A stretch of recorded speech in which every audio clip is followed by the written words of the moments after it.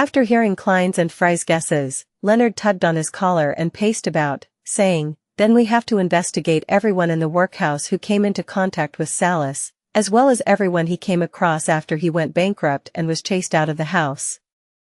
It's very troublesome indeed. Time is of the essence. Let's split up and do a cursory check here, then head to the third reported death in the West Borough and leave the rest to the police." "All right," Klein answered without hesitation. Fry didn't have any objections. He turned towards the people who had been sleeping near Salas last night. Klein was about to find someone to question when he suddenly saw Leonard shooting looks at him. He was motioning at the side hall of the workhouse with his chin. What does he want? Klein was a little lost. He acted as though nothing had happened and strolled around the hall, then followed Leonard into the side hall while Fry was distracted. They made their way through the partition to a silent corner which had no one else around. "I have a hypothesis," Leonard suddenly said, stopping in front of a shattered window. Klein looked around in confusion. "What's your hypothesis?" Leonard with his deep green eyes, he returned a question. "If there were no supernatural factors, what do you think Mrs. Lowe's outcome would have been?" Klein thought for a moment, then said solemnly, "The same, just delayed by a week or two, perhaps a month. But to a family like theirs, they would have only seen the doctor when she really was at her limit. As long as her heart problems turned for the worse, there would be no way for her to be saved." "Then what about Salas? If he hadn't been instigated by someone, what kind of end would he have?" Leonard asked again. Klein pondered and said, "From the description in the information, Salas was already very angry about his bankruptcy, and was furious that no one saved him. I think that he would have exacted his vengeance sooner or later, but not at the people at the workhouse. He might have targeted the boss that made him bankrupt or the staff of the bank that seized his house." "What would the result of his revenge be?" Leonard pressed on. Without a doubt, he had already decided to end his life. He would have died no matter what the result of his revenge was. Klein gave an affirmative answer. Leonard nodded and revealed his signature flippant smile. "Then can we conclude that Mrs. Lowe's and Salas were both people fated to die soon?" Klein was a knowledgeable keyboard warrior. Upon hearing the question, he immediately had a guess. "You're saying that their deaths were moved forward by some supernatural factors? But why?" A more accurate description would be, their life force had been shortened by some supernatural factor. It was stolen. And life force is the best material when it comes to summoning evil gods and devils or conducting terrifying curses. Leonard smiled as he corrected Klein's guess. Summoning evil gods and devils or conducting terrifying curses. Klein looked into Leonard's emerald eyes and said, half in doubt, "You seem to be very sure of this?" "But, for the time being, our investigation sample is only at 2. Leonard laughed cynically. "Klein, there's no need for any pretense between us. I saw you break free from the control of sealed artifact 2-049, and I know that you're special. And you should be able to sense that I'm a little different from the average Beyonder." His smile disappeared as he looked into Klein's eyes. "I've told you that there are many special people in this world that can always do things others can't, such as you, and me. This world has a long history. There are many magical items that people wish to obtain, to control. They wish to become the stars of their own show. There aren't many people like that, but it's impossible that there are only 1 or 2 of them. I don't think that a Beyonder with his or her secrets is a bad person or an evil thug. I don't think that we even need to be clear on where their special abilities come from, and what they represent. As long as your actions are not endangering me, the Nighthawks, or Tingen City, then you're still my partner. Similarly, I hope that you'll look at me with the same attitude. Of course, it's best not to speak of this to the higher-ups. Those fogies are old-fashioned and conservative, always thinking that special people like us will definitely lose control, definitely feel the pull and temptation of the evil gods or devils. But I have more secrets than you can ever imagine." Klein thought to himself. He said frankly, "I share the same sentiments as you. I'll only look at your actions and your motives and don't care about how special you are. I will also try not to probe into your secrets. After saying this, he added in his heart, "No, actually I do mind and am very curious, but I'm putting up with it for now." Leonard thinks that he is the star of a show? What kind of encounters did he have, and what kind of magical items does he possess? Leonard unfastened the buttons of his shirt and nodded with a chuckle. I'm glad that we have this understanding. In action novels, this is called the meeting of two protagonists. The wheels of history are set in motion. How shameless! Klein gave a perfunctory smile. He knew that the phrase wheels of history are set in motion came from the Emperor Roselle. Leonard paced around quickly, his green eyes brightened as he curled the corners of his mouth. Alright, I'll be honest, I'm quite confident that the victims of these deaths would have died within the next 3 months, but their deaths have been brought forward to the past 2 weeks by someone, through some means. The other party's motive should be to summon evil gods or devils, or conduct a terrifying, large-scale curse. It is easy for the culprit to hide their murders, given that their victims already showed signs that they were going to die soon. This wouldn't attract the attention of the police department, or be disrupted by the Nighthawks, mandated punishers, or machinery hive mind during the culprit's preparatory phase. Klein muttered to himself and analyzed the culprit's thought process. Leonard smiled and agreed, that's right. If 3 healthy, normal people were to suddenly drop dead, it would definitely attract attention and bring about an investigation. Then how are we going to find the altar used for the ritual? Regardless of whether the culprit wants to summon an evil god, devil, or conduct a terrible curse, he or she would need a sacrificial altar, a ritual.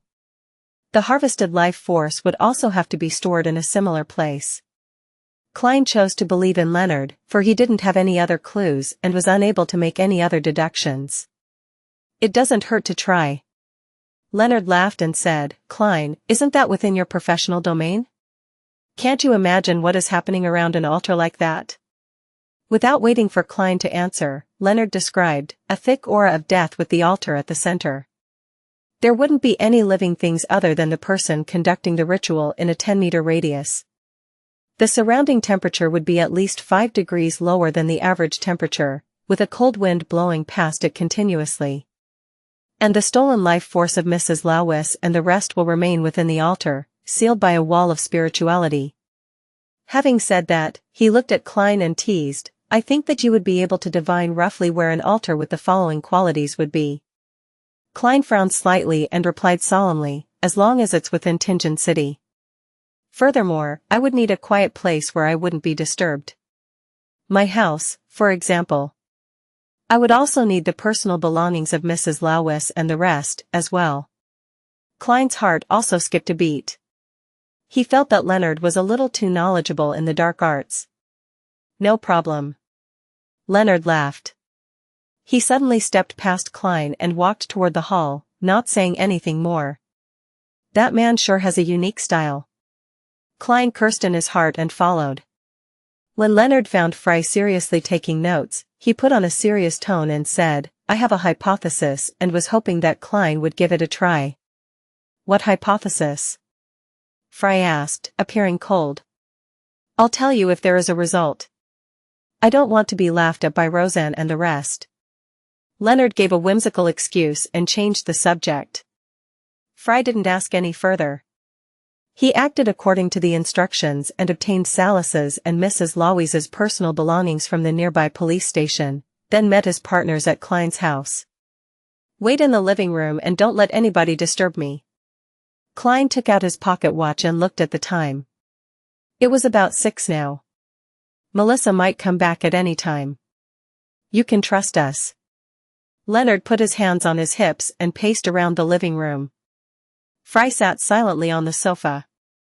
Does Leonard have ADHD? Klein pouted and went to his room on the 2nd floor.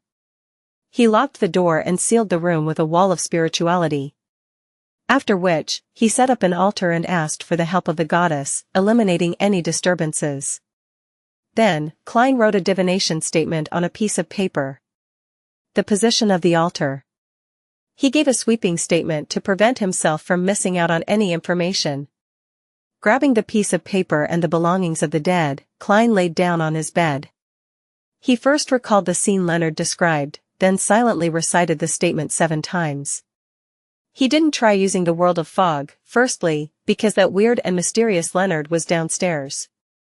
Who knew if he would notice something weird about the ritual? Secondly, his seer potion was about to be completely digested. It was likely that the aid of the ritual was sufficient for the success of his divination. Klein would only consider finding an opportunity to enter the world of fog if he didn't get a result. After all, the summoning of an evil god or devil was something that could threaten Benson, Melissa, and himself. With the help of cogitation, he quickly entered the dream and saw a hazy, illusory, fragmented scene. Soon after, an image floated before his eyes. It was a 2-story grayish-blue house bathed in a sunset glow. The windows of the first floor were shut tight and the dark curtains had no gaps. However, they expanded and contracted from time to time. The soil around the house was dark brown, but nothing was growing in it. The garden around the house seemed to be covered in shadows, dilapidated, and dark. There was a river flowing silently near the house. Sometime later, Klein exited the dream, having not seen anything else. Leonard's hypothesis was correct. Where could that building be? There are too many rivers in Tianjin City, such as the West Borough, Southwest Borough, the Harbor area, the University area. He opened his eyes and rubbed his temples as he thought, his expression serious. 2 Daffodil Street. Inside the living room that was painted with the luster of dusk, Klein stood in front of the oriel window as he told Fry and Leonard. My divination revealed something. I saw a grayish-blue 2-story building in my dream. The windows on the first floor were all shut tight, and the curtains were drawn. It's surrounded by a few meters of brown soil without any greenery or flowers. It also has a terribly gloomy garden, just like the kind you find in a horror story. The only characteristic that can be used to identify it is a nearby river, a slightly broad river. It might be the Tussock River or Koi River. We could only find out through process of elimination. Hopefully we can still make it in time. The Tussock River was the biggest river in the Lone Kingdom, coming down from the northwest where the Myrminsk mountain was. It flowed towards the southeast, passing by the mid-seashore, Alwa County, and then passing through the capital, Backlund, and into the sea near Pritz Harbor. The locations where it converged in Tianjin City included the southwest corner of the West Borough and the harbor in the South Borough. The source of the Koi River came from the northern York Mountain as it passed through the University District in the East Borough and locally merged with the Tussock River. Those were the 2 main rivers around Tianjin. The rest could only be considered streams, and none of them had an expansive water surface. Upon hearing Klein's description, the pale and cold Fry nodded lightly in agreement. Since there were no other clues, process of elimination was the only efficient method. Just then, Leonard smiled and said, perhaps we can narrow down the possible locations of the target. How do we narrow down the possibilities? Klein frowned and asked in reply as he looked at the silver vine-leaf pocket watch. Leonard chuckled. A criminal with a plan and a goal would select targets somewhere far away from the location of his altar. This is a result of their natural instinct, to be safe. Only when there aren't many soon-to-be dead people left in the areas far from his altar would he consider the nearer targets. So, we should read through the information again, exclude the areas where the number of death incidents rose rapidly above average standards. Klein's eyes lit up when he heard that. Brilliant conjecture. At the same time, he sighed inwardly, I really don't have the talent to be a detective. Fry nodded and picked up the documents on the coffee table and started reading it again. After a few minutes, he deepened his hoarse voice and said, there really is such a region, and there's only one possibility. Which area? Klein asked. Fry passed the thick stack of information to Leonard who was next to him. He pursed his thin lips and said, West Borough. It's the West Borough? Klein clenched his fist and immediately suggested. Then let's search the southwestern area of West Borough. That area isn't huge. I agree, Leonard echoed as he waved the papers in his hands in agreement, as though he wasn't the one who suggested narrowing down the scope of their search. The 2-wheeled carriage slowly drove along the muddy road. Beside them, the red and orange glow of the sunset reflected off of a broad river that was colored with the twilight radiance of the sunset. Klein and Fry looked out the windows from both sides of the carriage, inspecting one house after another. They were searching for a grayish-blue house with a dilapidated garden. If possible, they would take note if the curtains on the first floor was drawn. Leonard leisurely sat in his original spot, leaning against the wall of the carriage as he hummed a popular local tune. The dim scenery flew past, and Klein caught sight of a grayish-blue two-story building from the corner of his eye. In front of the building was a gloomy garden that appeared in ruins. "Found it," Klein said while suppressing his voice. Before he finished his sentence, Fry and Leonard squeezed over to look out the window. There was almost no space between them. As the carriage drew closer to the building, the dark curtains that were drawn on the first floor appeared before the three Nighthawks' eyes. Klein didn't even need to divine whether they had the right building, he was completely certain that it was the building that he saw in his dream. That was where the evil altar was set up. None of them stopped the carriage, but instead allowed the carriage driver to continue driving forward.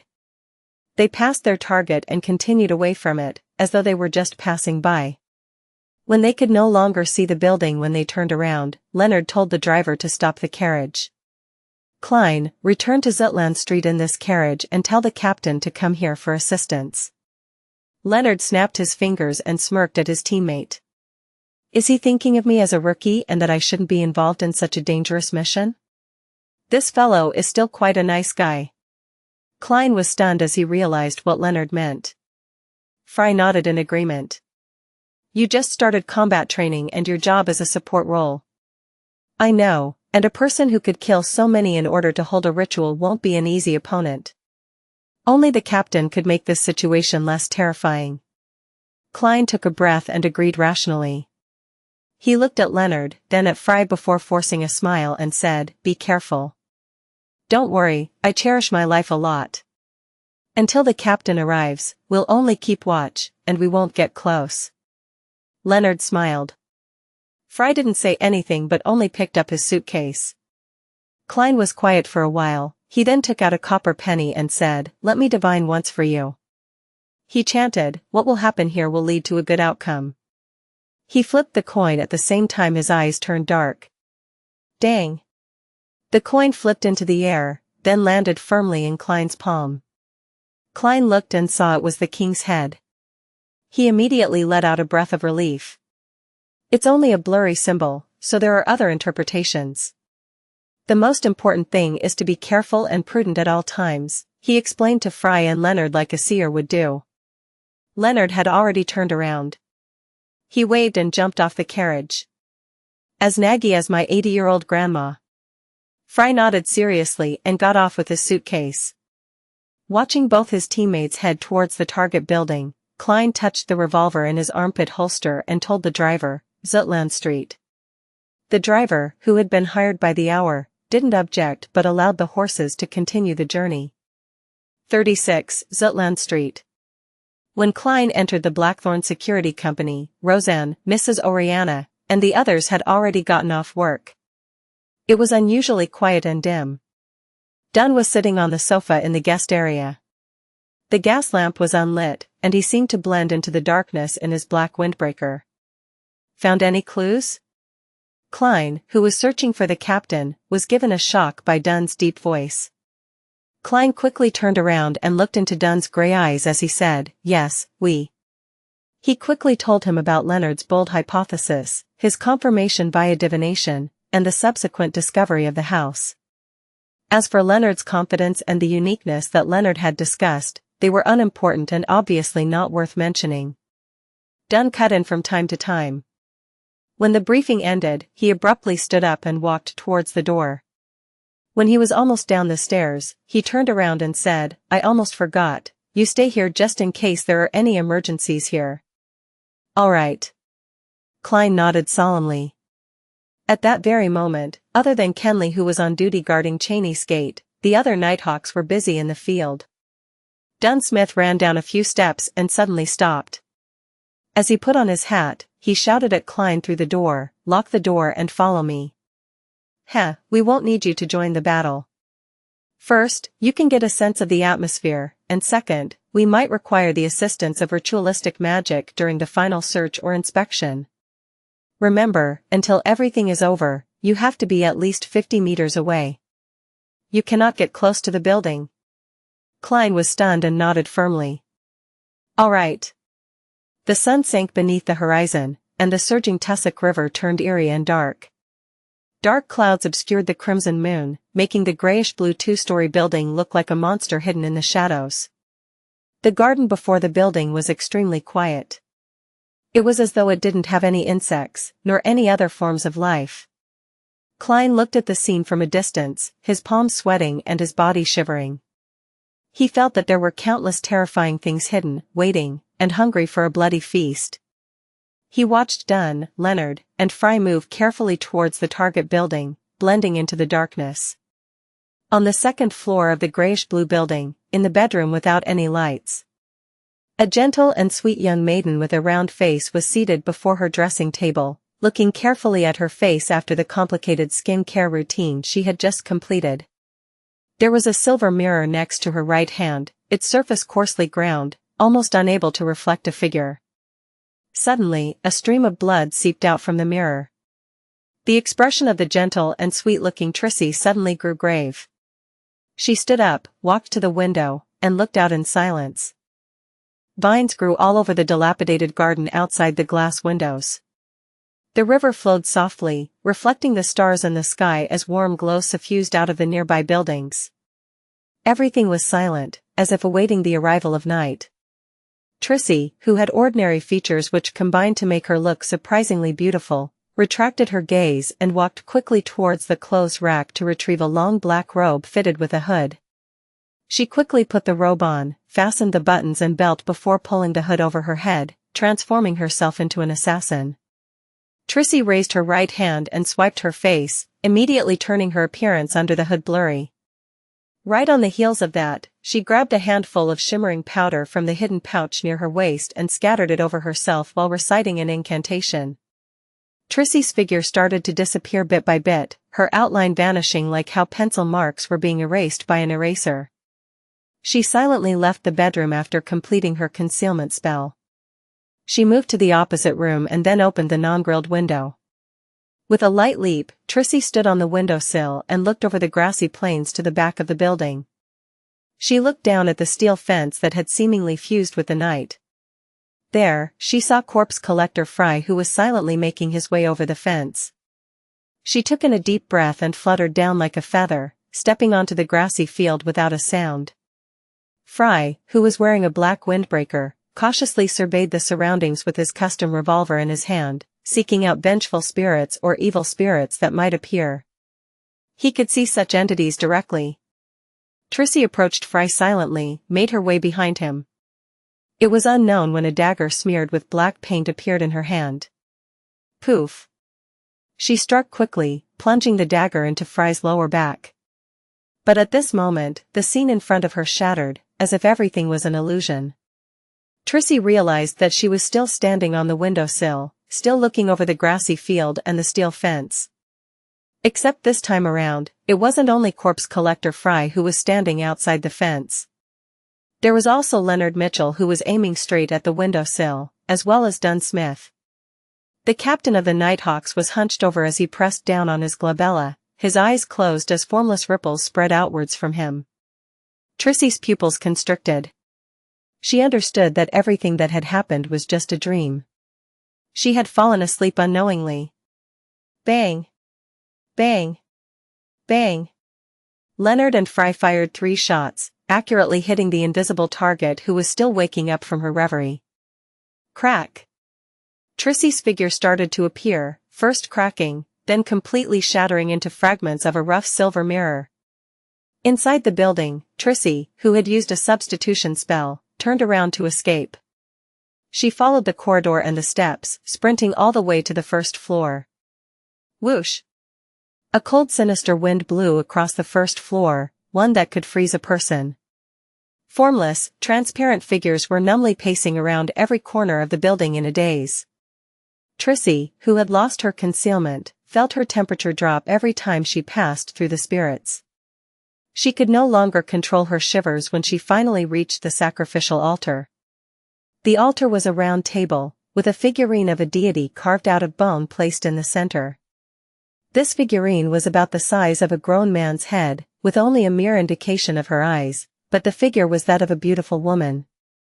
Her hair extended from her head to her heels, each strand clear and thick, as if they were poisonous snakes or tentacles.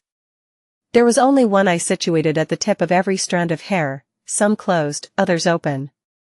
There were many puppets strewn around the figurine. The craftsmanship of the puppets was crude.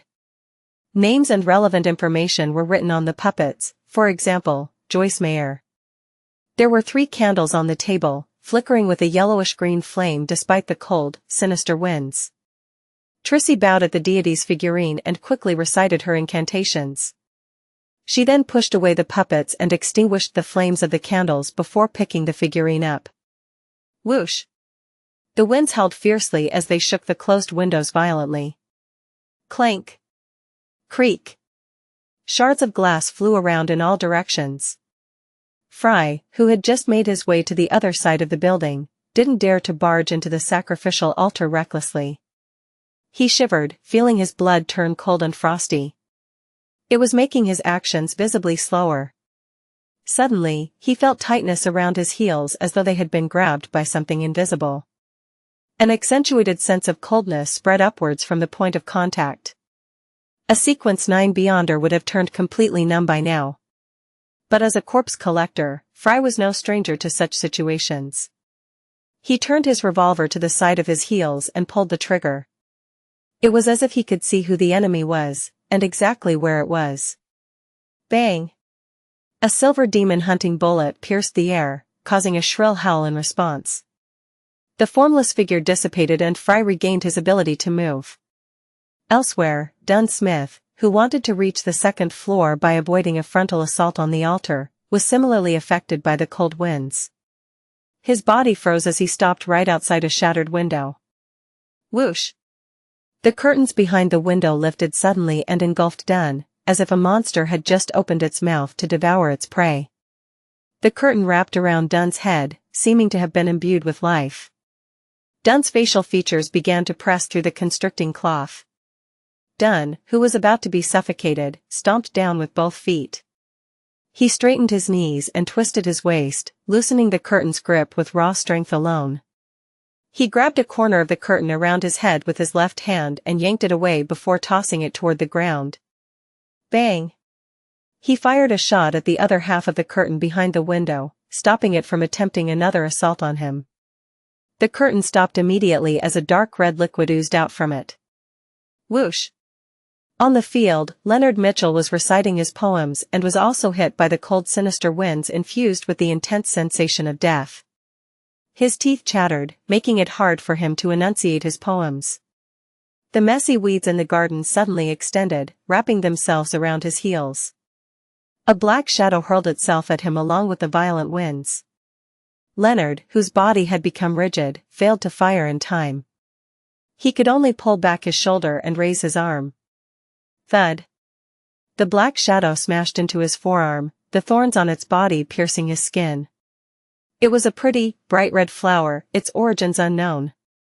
In pain, Leonard tossed aside the flower dyed with his blood. Bang!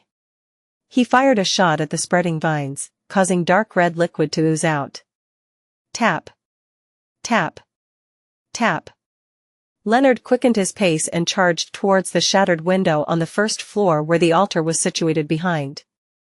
The vines retracted abruptly from where he had previously stood, as if hiding from something invisible. Trissy took advantage of the chaos created by destroying the altar and a suspension-style ritual to conceal herself once again. She managed to fool the spirit visions of the Nighthawks and escape the pincer attack before making her way to a spot behind the 3 Nighthawks. She extended her right hand, immediately causing a cold wind to blow. It carried the flower dyed with Leonard's blood right into her palm. Trissy did not stop. With the flower in hand, she nimbly made her way over the steel fence and escaped in the direction of the Tussock River. Leonard, who had just entered the first level, turned his head abruptly, as though he was listening to something. His expression changed. He frantically pulled up his sleeve and looked at the wound caused by the flower. With his constitution, the wound had already stopped bleeding. There was only some red swelling that remained. Leonard's expression became grim. He pinched his left index finger and pulled his fingernail straight out. His face contorted in pain, but he did not pause. As he recited something silently, he sliced open the coagulated wound with the fingernail. When the fingernail was dyed with his dark red blood, he pulled out a few strands of hair from his scalp and wrapped the fingernail with his hair. Beside the tussock river, Trissy slowed down. She shot her gaze toward the flower in her hand. She was chanting something as a ball of black, illusory fire suddenly appeared in her palm. The flames enveloped the flower, burning it to ashes. After completing this, Trissy jumped into the river and submerged herself. At the same time, Leonard tossed the blood-stained fingernail wrapped in his hair to the corner. He saw it burn and release a foul stench. The fingernail and hair disappeared quickly, leaving only some dust behind. Leonard heaved a sigh of relief.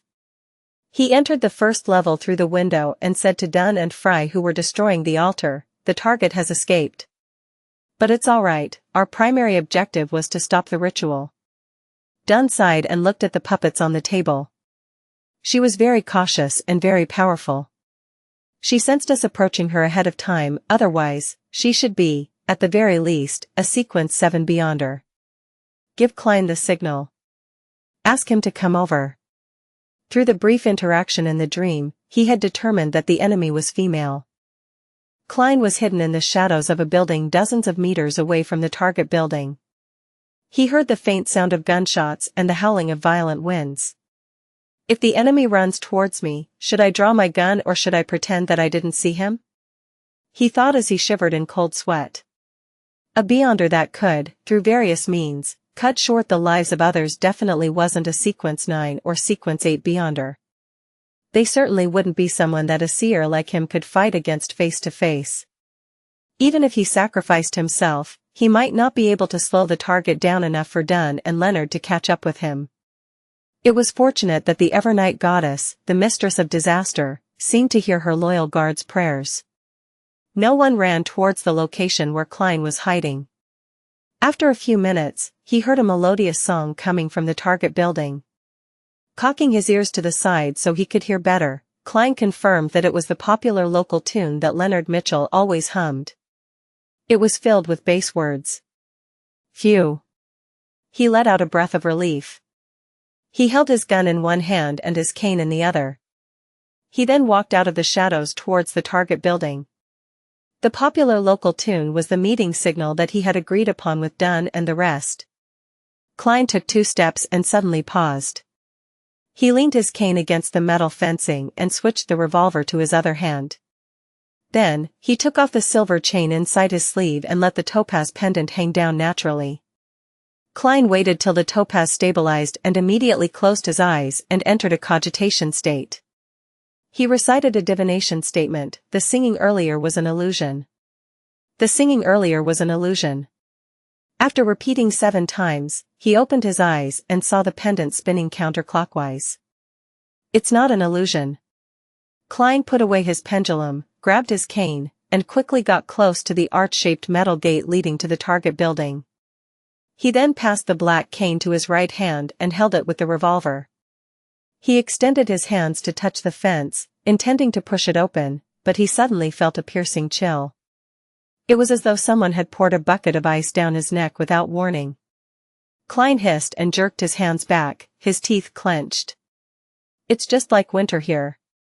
Under the dim starlight and distant street lamp, he looked through the garden behind the metal fencing. He saw the withered branches, fallen flowers, and leaves covered with white frost on the brown soil. Amazing! Klein marveled in his head. He bent his fingers and tapped his glabella to activate his spirit vision. He returned his silver-inlaid cane to his left hand and pushed it against the fence to open the closed gate. The gate squeaked, and he passed through it sideways. He stepped onto the stone path that led directly to the grayish-blue building. On both sides of the path were twisted plants that seemed to resemble ghouls in the dark. The scene reminded Klein of various horror stories and paranormal films. He subconsciously slowed down his breathing and walked faster. However, after just a few more steps, someone suddenly patted his left shoulder. Badump. Badump. Klein's heart skipped, then started thumping rapidly. He raised his right hand, aimed his revolver, and slowly turned around to look. In the dim light, he saw a flimsy branch that had nearly fallen off. This is what we call scaring ourselves? Klein twitched the corner of his lips, waved the cane, and knocked the branch off.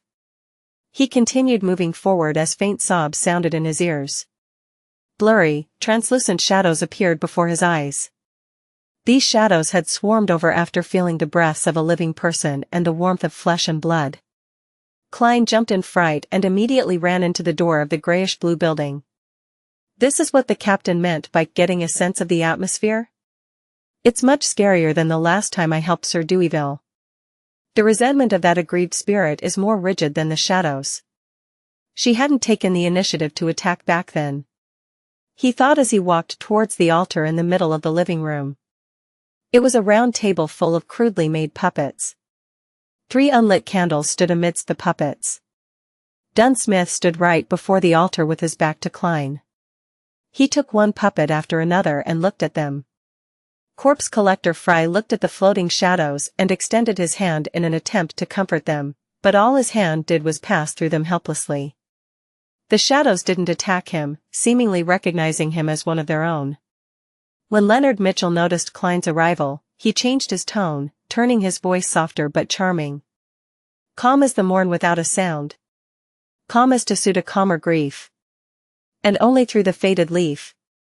The chestnut pattering to the ground one. In the soothing recitation of the poem, Klein seemed to see a clear lake reflecting the moonlight and a crimson moon hanging quietly, high in the sky. The restless shadows calmed down and stopped chasing after the warm breath of the living nighthawks among them. Dunn put down the puppet in his hand, turned around, and said to Klein, "This is a ceremony for a terrifying curse. It's fortunate that we've already destroyed it. First prepare a ritual to comfort the remaining spirits, then try to communicate with the spirits of the dead and see if you can get any clues from them." Klein, who realized that he was no longer a burden, immediately held his chest out and said, "Yes, Captain." He reached the altar in a few steps and extended his hands to sweep the puppets off of the round table. At that moment, he noticed from the corner of his eyes that every puppet had a name and a corresponding message. "Captain, did you discover anyone you know?" Klein asked in passing. Then, he glanced at Dunn as Dunn looked at him. Both of them fell silent. "I'm so silly. Why would I ask any questions that tests the captain's memory?" Klein nearly covered his face and sighed. "If it were any other boss, they would definitely find an opportunity to make my life difficult because of this. Luckily, the captain will forget about this. I wonder if that's an advantage or a disadvantage?" He thought, half glad, half joking. After a short silence, Dunn seemed to finally be capable of differentiating reality from the dream world. He replied, "There's someone you know." "Who?" Klein stopped, his hand still extended to put a candle back to where it was supposed to be. "Joyce Mayer, the survivor of the Alfalfa tragedy," Dunn replied simply. "Joyce Mayer? Anna's fiancée." Klein suddenly thought of Salas in the workhouse. He seemed to have been instigated and misled by someone, causing him to bring forward his rage and committing arson. Klein retracted his right hand and said in a deep voice, "Instigator Triss?" He used the lives that were cut short as a sacrifice, intending to curse all survivors of the Alfalfa tragedy? Because he didn't know who uncovered his involvement and lodged a police report. If Triss took revenge directly, it would have been impossible to wipe out all the targets scattered throughout Tingen. After 2 or 3 murders, he would have been noticed by the Nighthawks, mandated punishers, and the machinery hive mind. Then, he would have lost his chance to continue his murdering spree. Klein filled in the blanks of why Triss had started all this. Dunn nodded first, then he shook his head. Not all survivors, but only survivors in Tingen. His curse ritual can only affect the people within this range. Besides, the host of the ritual is a female, not Triss. Klein creased his eyebrows and asked, perhaps it's an expert that the Theosophy Order sent to help Triss? Yes, the origins of the Theosophy Order might involve the Demonist sect. It's fairly normal for their experts to be female. Dunn smiled and said in his deep voice, I agree with your judgment. Although we only encountered that woman and not Triss, there are guesses that we can make. Such as, the woman and Triss don't stay together. Or, that Triss was out looking for people who are dying soon. Klein didn't say anything further. He set the 3 candles in place, took out the full moon essence oil, crimson sandalwood, and other ingredients, and set up the altar quickly. After he used a silver dagger to make a sealed wall, he started praying to the Evernight goddess, the mistress of calm and silence. He prayed that the shadows inside and outside the house would be comforted completely. Unfortunately, in the subsequent attempt to communicate with the spirits of the dead, Klein could only see a little of what the spirits had seen before their deaths. There weren't any useful clues. After settling the shadows into a peaceful sleep in the dark night, he ended the ceremony and removed the spirituality wall.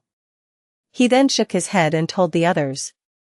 The backlash from the disrupted ritual caused severe damage and the remnant images of the host were lost. Dunn wasn't surprised. He pointed at the stairs and said, let's look around on the 2nd floor and give it another try. Okay. Klein, Leonard, and Fry nodded in agreement. The 3 Nighthawks went up the stairs to the 2nd floor and parted ways to search through each room. In the end, they met in a bedroom that was filled with a faint aroma. They saw messy dresses lying around and open boxes. Dunn took up a box from the dressing table and smelled it before asking, are these cosmetics? To be exact, they are skincare products. Ever since Emperor Roselle, they were not lumped together with a broad term, Leonard explained with a smile. Captain, as a gentleman, there are certain things you have to know. Klein didn't join their discussion but cast his gaze towards the mirror on the dressing table. There was an obvious crack on the mirror, and there were shattered pieces on the rug beneath. The Beyonder left in a rush. She didn't destroy it entirely. He suddenly said in a deep voice. Maybe I could give this a try. I'll leave it to you, Dunn replied in confidence. Klein quickly brought the candles up from the 1st floor and lit them in front of the shattered mirror. Under the dim, flickering candlelight, he took out the items like full moon essence to create a spirituality wall. After Klein prepared everything, he stood before the mirror that reflected the lights of all 3 candles and chanted in Hermes. I pray for the power of the dark night.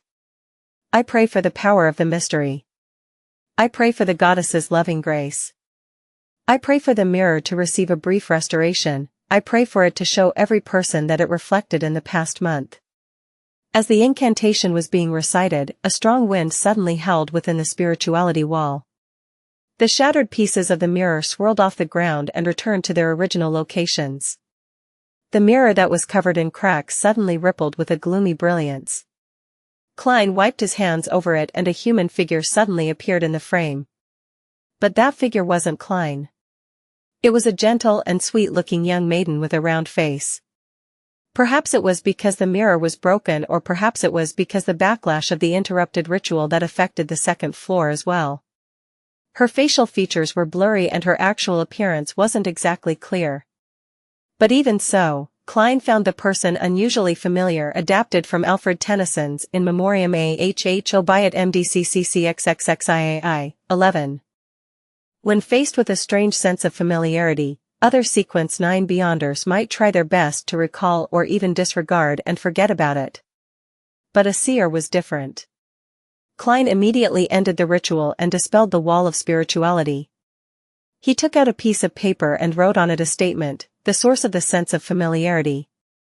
After which, he sat on the edge of the bed in the room and silently recited it with the piece of paper in hand. 7 times later, his pupils became darker. He fell asleep with the help of cogitation and started conversing with his own spirituality. In the hazy, contorted world, Klein saw a carriage. He saw a young lady wearing a long gray dress. This lady had smooth black hair, her face a little round. She had a gentle and pleasant demeanor, but her body was shivering unnaturally. The image flickered and once again, Klein saw this young, pretty lady at the underground market. She was squatting and conversing with someone. The dream receded quickly and Klein woke up, understanding why the image he saw in the mirror was so familiar. He had met this person before. The first time was at Daffodil Street, in the district near Iron Cross Street. The captain and the rest were chasing down instigator Triss that night. There must be a connection. Klein thought for a few seconds, then set up the ritual once again. He asked for the help of the goddess to sketch the portrait of the enemy in his memory. Dunn and the rest had been waiting silently, without interrupting Klein unnecessarily. Only when he was done sketching did they crowd over and inspect the portrait. "You met her before?" Dunn asked. Klein nodded slightly and answered simply, "Yes. I saw her at the public carriage stop on Daffodil Street the night when you were going after the instigator. It was in the district near Iron Cross Street." "Then, there's a good chance that she was the enemy just now. The partner of the instigator." Dunn nodded in thought. Leonard suddenly chimed in, "Don't any of you feel that this portrait is very familiar? She looks a lot like instigator Triss." Klein froze, immediately casting his gaze at the portrait again and studying it carefully. "Yeah, they look very similar indeed. Round face, narrow eyes, gentle demeanor."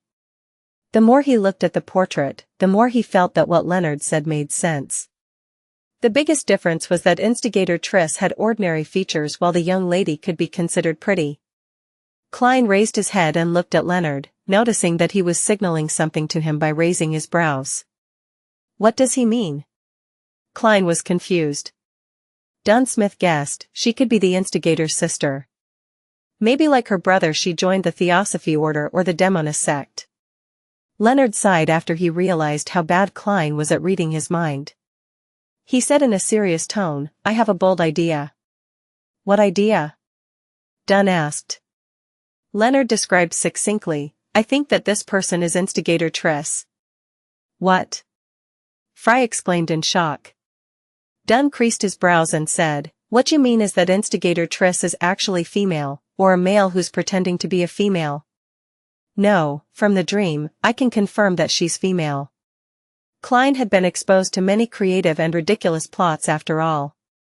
He took another look at the portrait and immediately had another guess. Could it be that instigator Triss became a female? That could explain many things. For example, why would the trail leading to Triss suddenly sever? Why couldn't they find any traces, even with divination? Perhaps because there was a fundamental change to their target. The only question was how he could change into a woman in such a short span of time. And it appeared to be rather simple. He had pretty decent looks after his transformation even. I mean, to be honest, she's pretty attractive. Klein thought, distracted. Leonard nodded in relief, "Yes, that's my theory." This can perfectly explain why instigator Triss had seemed to vanish. It also fits with the strange fact that the upper echelons of the Demonist sect are all female. Dunn and Fry were momentarily at a loss for words. Even though they had seen many monsters and wondrous things, it was their first time dealing with a transformation like this. "What you mean is that there are a considerable number of women in the upper echelons of the Demonist sect that used to be men?" Dunn asked. He didn't wait for an answer before saying, "That could be possible. Perhaps it's the unique characteristic of their potion." Klein shivered a little as he listened. He felt that the potion of the Demonist sect was a trap. Let's hope that a similar potion doesn't exist in the pathway of the seer. No, definitely not.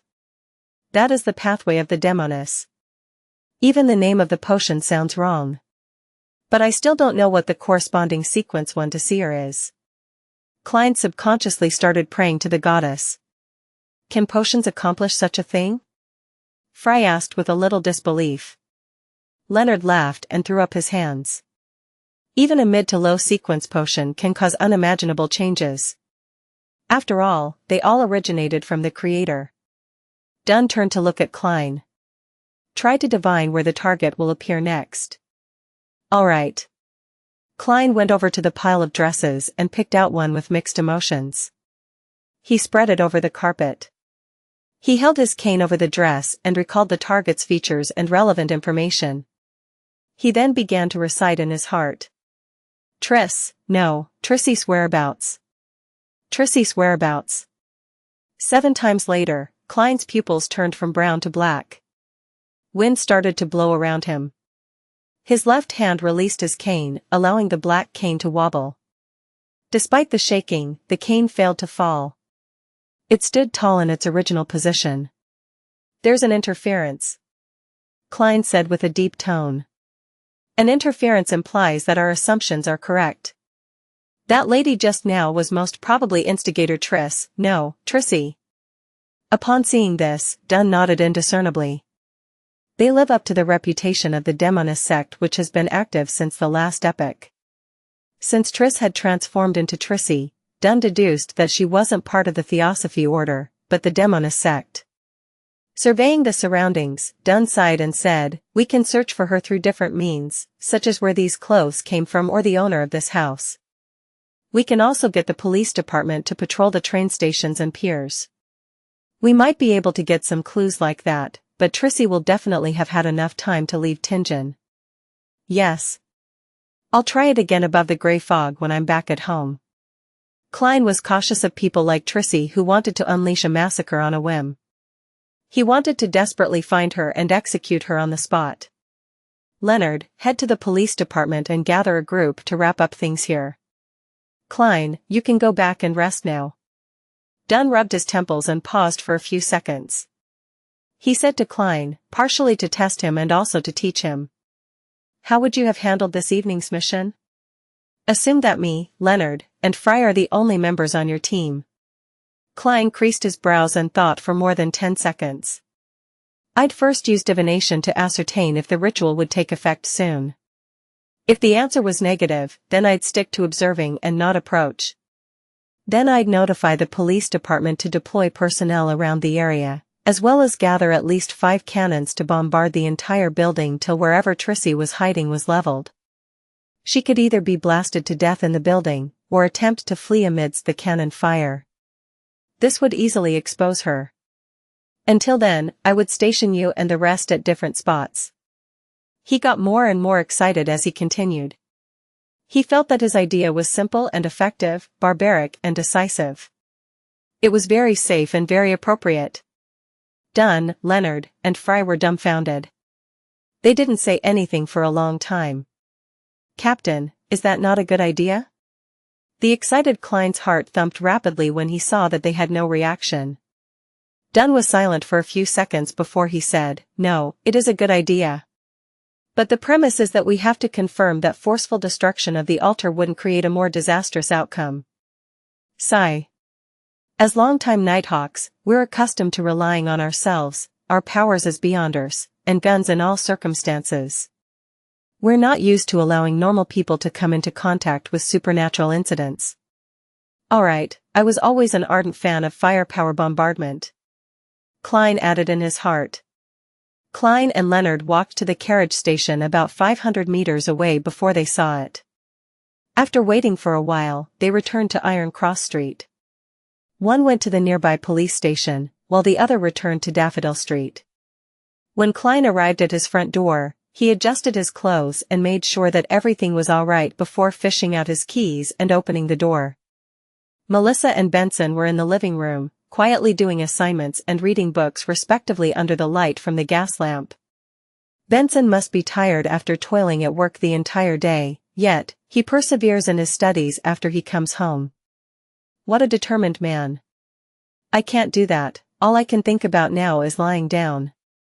Klein glanced at his brother and smiled, giving a silent greeting by raising his hand. Benson smiled and said, "I now understand the price behind a handsome salary. There's a price for everything in this world. There's something we must give before we can gain anything in return," Klein said, leaving his cane on the rack next to the door. "That's apparently something Emperor Roselle said, right?" Melissa stopped writing and looked up. The Tingen Technical School was different from universities and public schools.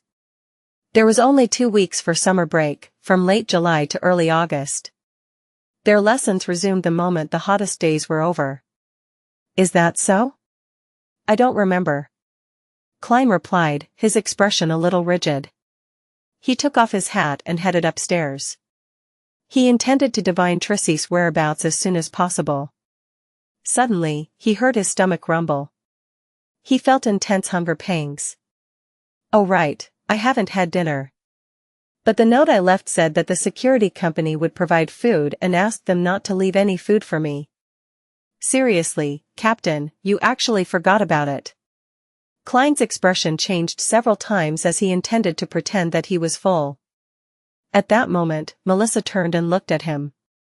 She pointed to the kitchen and said, "We left a small piece of lamb chop and a bowl of thick vegetable soup for you. There are a few sticks of bread left too." After saying this, she buried her head back into her work and muttered to herself, "I felt that meals provided by work wouldn't be too good, probably making people lose their appetite." "Sis, you worry too much. No, you're just so meticulous." Klein was suddenly energized. He smiled and said, "Melissa, your concern is very reasonable. It's true that I'm actually a little hungry. Yeah, let me change and take a shower." Although his mouth was already watering, it was even more important to confirm instigator Trissy's whereabouts. No one knew what insane measures that bastard would take in order to exact revenge on society. Okay. Melissa didn't lift her head but continued her revision. Tap. Tap. Tap. Klein ran to the second floor and entered his bedroom. He locked the door, took off his jacket and armpit holster. Then, he took out a simple silver knife from the drawer. After sealing his room with a spirituality wall, he took a breath, steadied his emotions, and walked 4 steps counterclockwise. After the usual incantation, Klein appeared once again in the lofty palace above the grey fog. He was getting used to the mad ravings that he heard during the transportation process. Having completed a few rituals that day, he massaged his temples as he was slightly tired. He willed a piece of brown goatskin to appear on the long bronze table. Klein thought seriously, then wrote down the divination statement, Trissy's whereabouts. He wasn't sure if the name was written correctly, but he could use the girl's appearance and other detailed information as a guide as well. He held the goatskin and leaned back into the chair. He recalled the things related to Trissy in his head, then recited the divination statement 7 times. He emptied his mind, closed his eyes, and entered a dream state with the aid of cogitation. In the illusory scene amidst the fog, he saw a steam engine that spurted dense smoke and sparks. He also saw the rows of leather seats in a clean train carriage. The gentle and sweet-looking Trissy with her round face and long eyes sat near a window. There was a checkered fishnet hat on the table before her. Klein made repeated attempts to confirm the train number, but he failed to discern it. Soon, he couldn't stand the pressure and left his dream. The long bronze table and illusory crimson stars appeared before his eyes again. I could only confirm that Trissy took the steam locomotive and left Tingen. There weren't any more clues. Sigh, it seems like this mysterious space only helps me eliminate interferences, but it doesn't do much to enhance the standard of my divinations. Klein wrapped the edge of the table and thought about his next step. Through the divination, he could be entirely certain that the target had once been instigator Triss. The new Trissy, however, was already fleeing Tingen. Given the circumstances, he didn't think his new divination would help done. Klein quickly made a decision. Captain already said that he would send a telegram to Backlund, Enmat Harbor, and other main stops along the railway, so the Trissy will be placed on the wanted list throughout the country.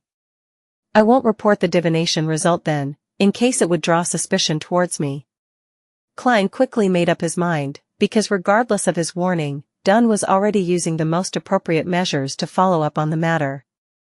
Since he couldn't see the train number in the dream divination, using the spirit pendulum and other methods would be equally ineffective, even if he attempted to do so by process of elimination. It was just like the situation with the red chimney. At that moment, he felt mentally drained, so he didn't stay above the grey fog any longer but enveloped himself with his spirituality and simulated the feeling of falling.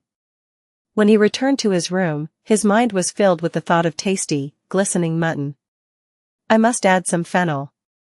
Praise the lady! Klein swallowed his saliva, swiftly removed the spirituality wall, and opened his door. The next morning at 20 minutes to 9, he entered the Blackthorn Security Company with his cane in hand. "Good morning, Klein. I have good news." Roseanne waved her hands excitedly from behind the reception desk. Klein's eyes lit up as he asked, "We caught Trissy?" "Trissy? Who is she?" The green-dressed Roseanne looked lost. "You probably don't know her. What's the good news?" Klein redirected the topic. Roseanne replied with a glowing smile, "The captain's request has been approved. The police department is going to transfer 2 police staff members who have come across supernatural incidents to be clerks here. I finally don't need to frequently stay up all night." "Praise the lady." "That's great news," Klein echoed sincerely. After exchanging a few more pleasantries with Roseanne, he went through the partition and went underground. He planned to continue with his mysticism lessons. When he passed the captain's office and the Nighthawk's entertainment room, he popped his head in and looked around.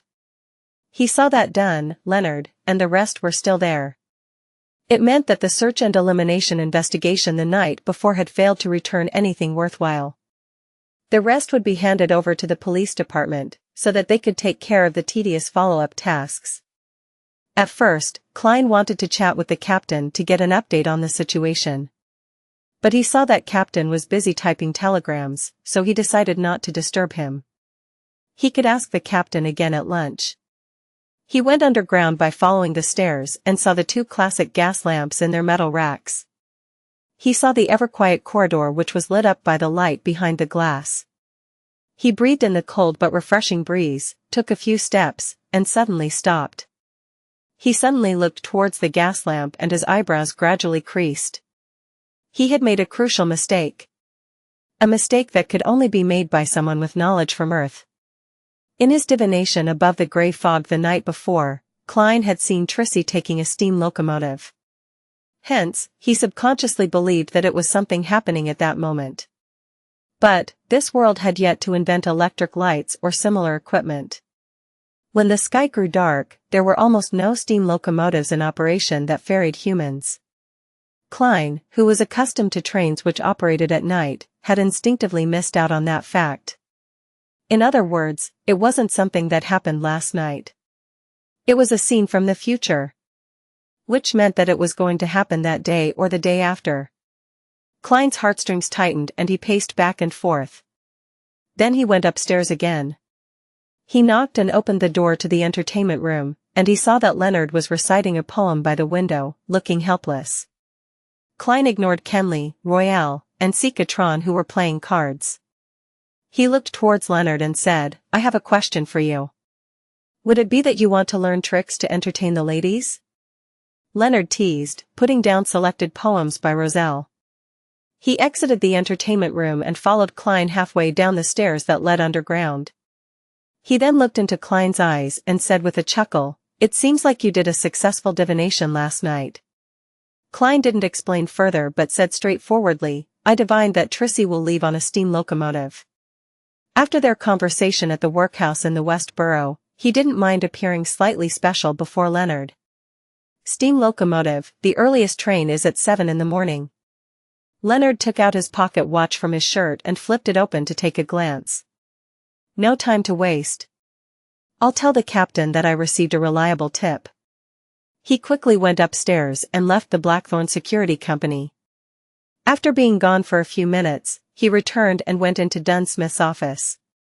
Klein heaved a sigh of relief and watched the captain send a telegram after gathering the other Nighthawks who were playing cards. They soon left out the door. Recalling what happened earlier, he felt conflicted. It was a different lesson than the one he received from the death of the suited clown. He had committed a mistake with similar characteristics which made him seem to understand this lesson more, leaving a deeper impression on him. Turning past the armory and entering the duty room, he took off his top hat and coat, then hung them onto the clothes rack naturally.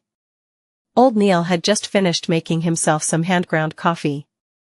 He happily took a sip and asked, "Would you like one?" "All right." Klein sat down, as carefree as if he had returned home. Old Neil glanced at him and frowned, quipping, "Still 3 cubes of sugar with a spoon of milk? You're such a sweet tooth." This is harmful to your teeth and your body. No, no, no, I only like it sweet when I'm drinking coffee. When I have grilled steak or roasted meat, I prefer rose salt, black pepper, fennel, and other condiments. Klein always believed that he was a fan of all flavors.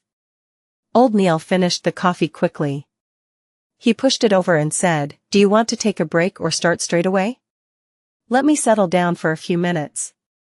The captain and the team got a tip about Trissy's whereabouts, and they are on the way to the steam locomotive station. I wonder what the outcome will be. Klein sighed. Old Neil clicked his tongue and said, "Is the tip detailed enough? Are they sure which train it is?" "No, it's not confirmed," Klein said, pursing his lips. Old Neil suddenly laughed. Under such circumstances, the possibility of failure is much higher than success. Trissy should be a Sequence 7 Beyonder, and a Beyonder at that level won't be captured so easily.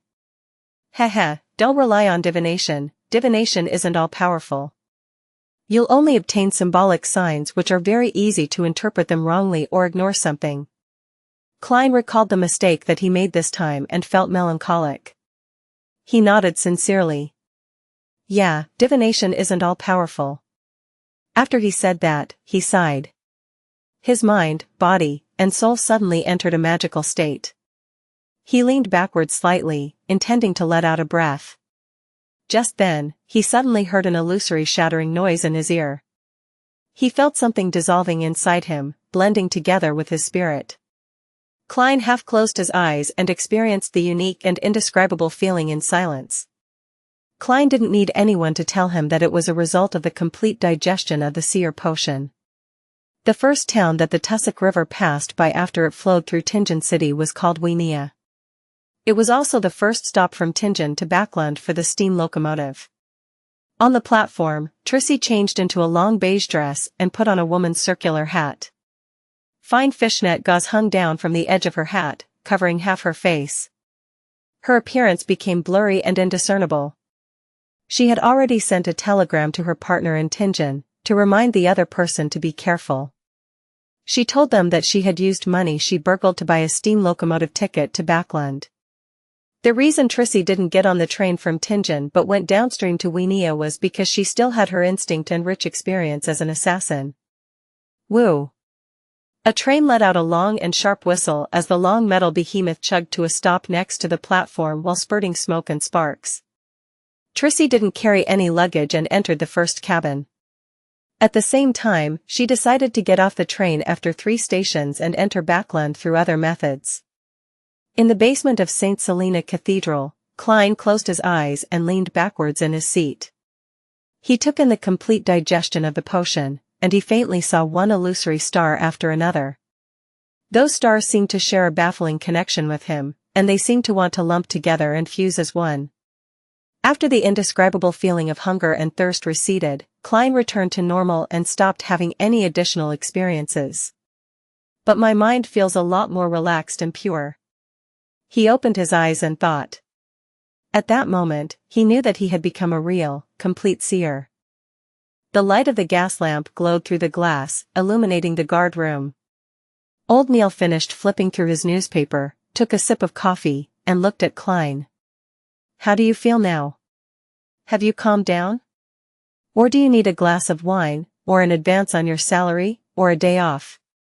Klein, who had completely digested the seer potion, was attempting to change his switch that activated his spirit vision with cogitation. He didn't want it to be too obvious. The present him no longer needed to rely on a physical motion to activate his spirit vision. Therefore, he could use a more concealed approach to achieve his goal, for example, stroking the joints of his middle finger with his thumb in quick succession, or clicking twice with his left molar. Klein considered the situations in which he needed to use his spirit vision while holding a revolver in one hand and a cane in the other. Finally, he settled on clicking his molar. His left molar would be used to activate the spirit vision, and his right molar to deactivate it. After repeatedly suggesting to himself, he completed the change.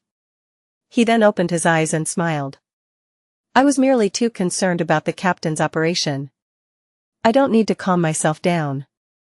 At the same time, he clicked his left molar twice and attempted to activate his spirit vision.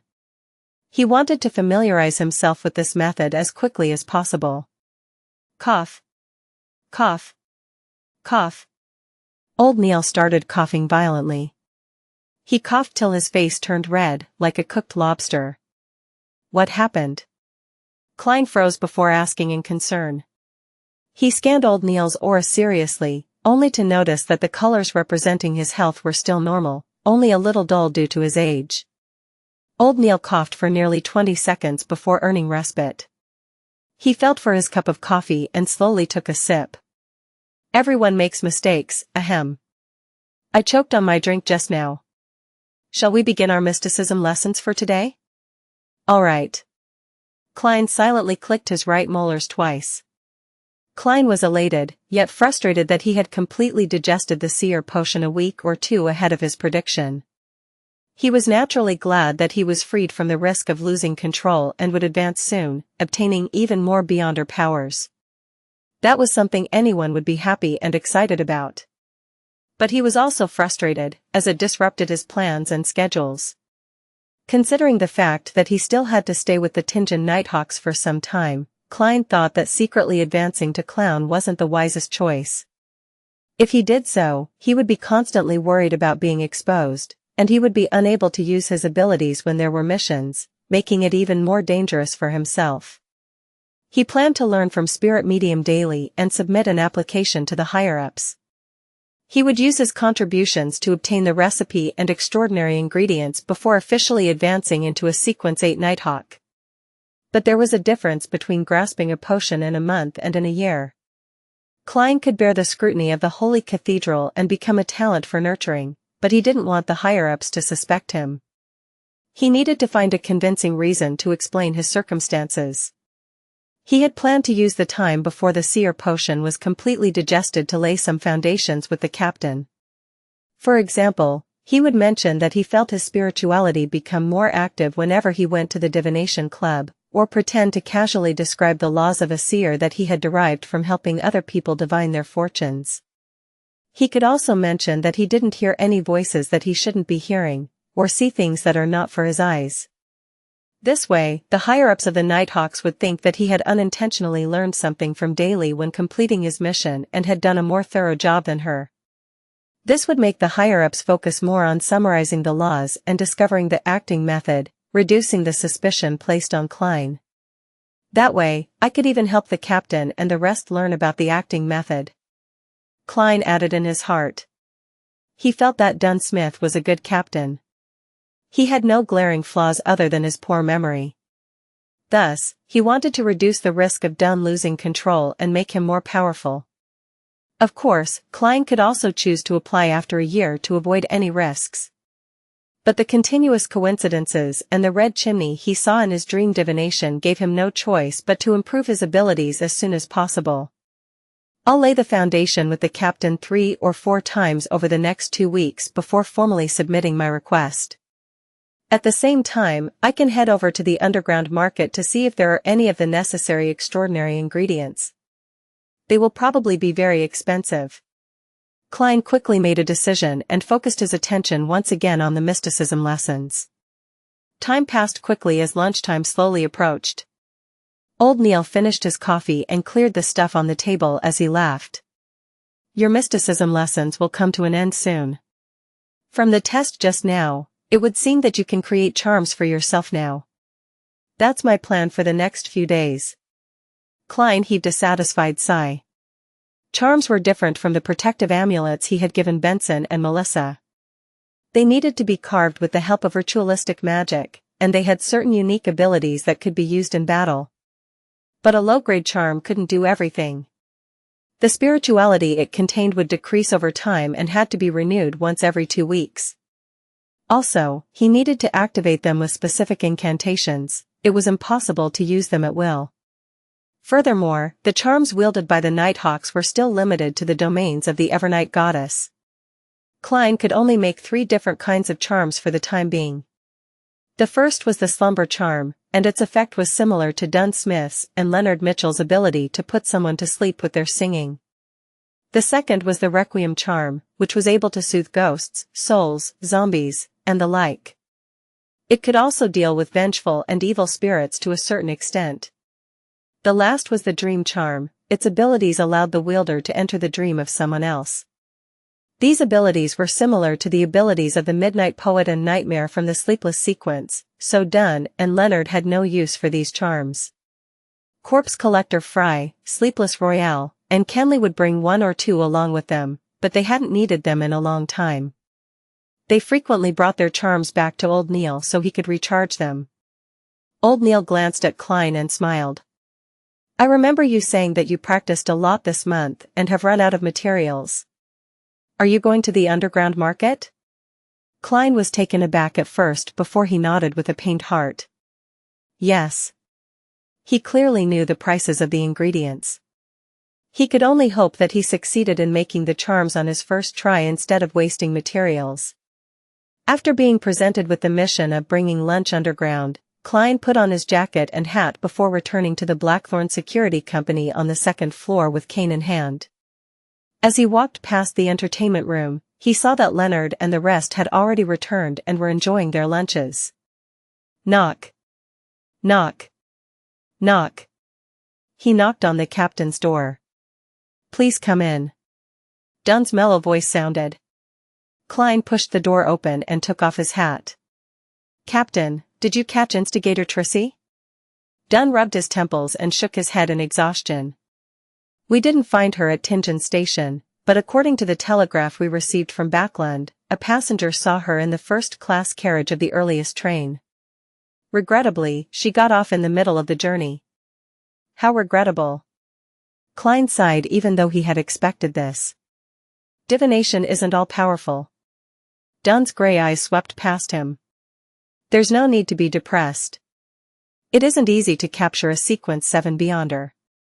At the very least, we disrupted Trissy's evil ritual and saved at least 40 innocent lives. Furthermore, we understand her situation now. She can no longer commit crimes as she wishes. If she tries to do something similar, she'll be noticed, discovered, and reported at any time. Sooner or later, she'll be captured by the Nighthawks, mandated punishers, or the machinery hive mind. It's even possible that she'll be killed. Let's hope that is the case. May the goddess bless us. Klein drew the crimson moon on his chest. Following that, he paused and pondered over his words. Captain, I haven't heard unwanted voices or seen unwanted visions for over a week now. Also, that's true even when I am in cogitation or using my spirit vision. Really? Dunn creased his brows, puzzled. Klein immediately elaborated, I feel that I'm not far off from achieving full control over the seer potion. This could be due to my frequent visits to the Divination Club and helping others tell their fortune. Why do you think so? Dunn immediately changed his seating posture, his expression lost. Klein added a stammer into his sentence.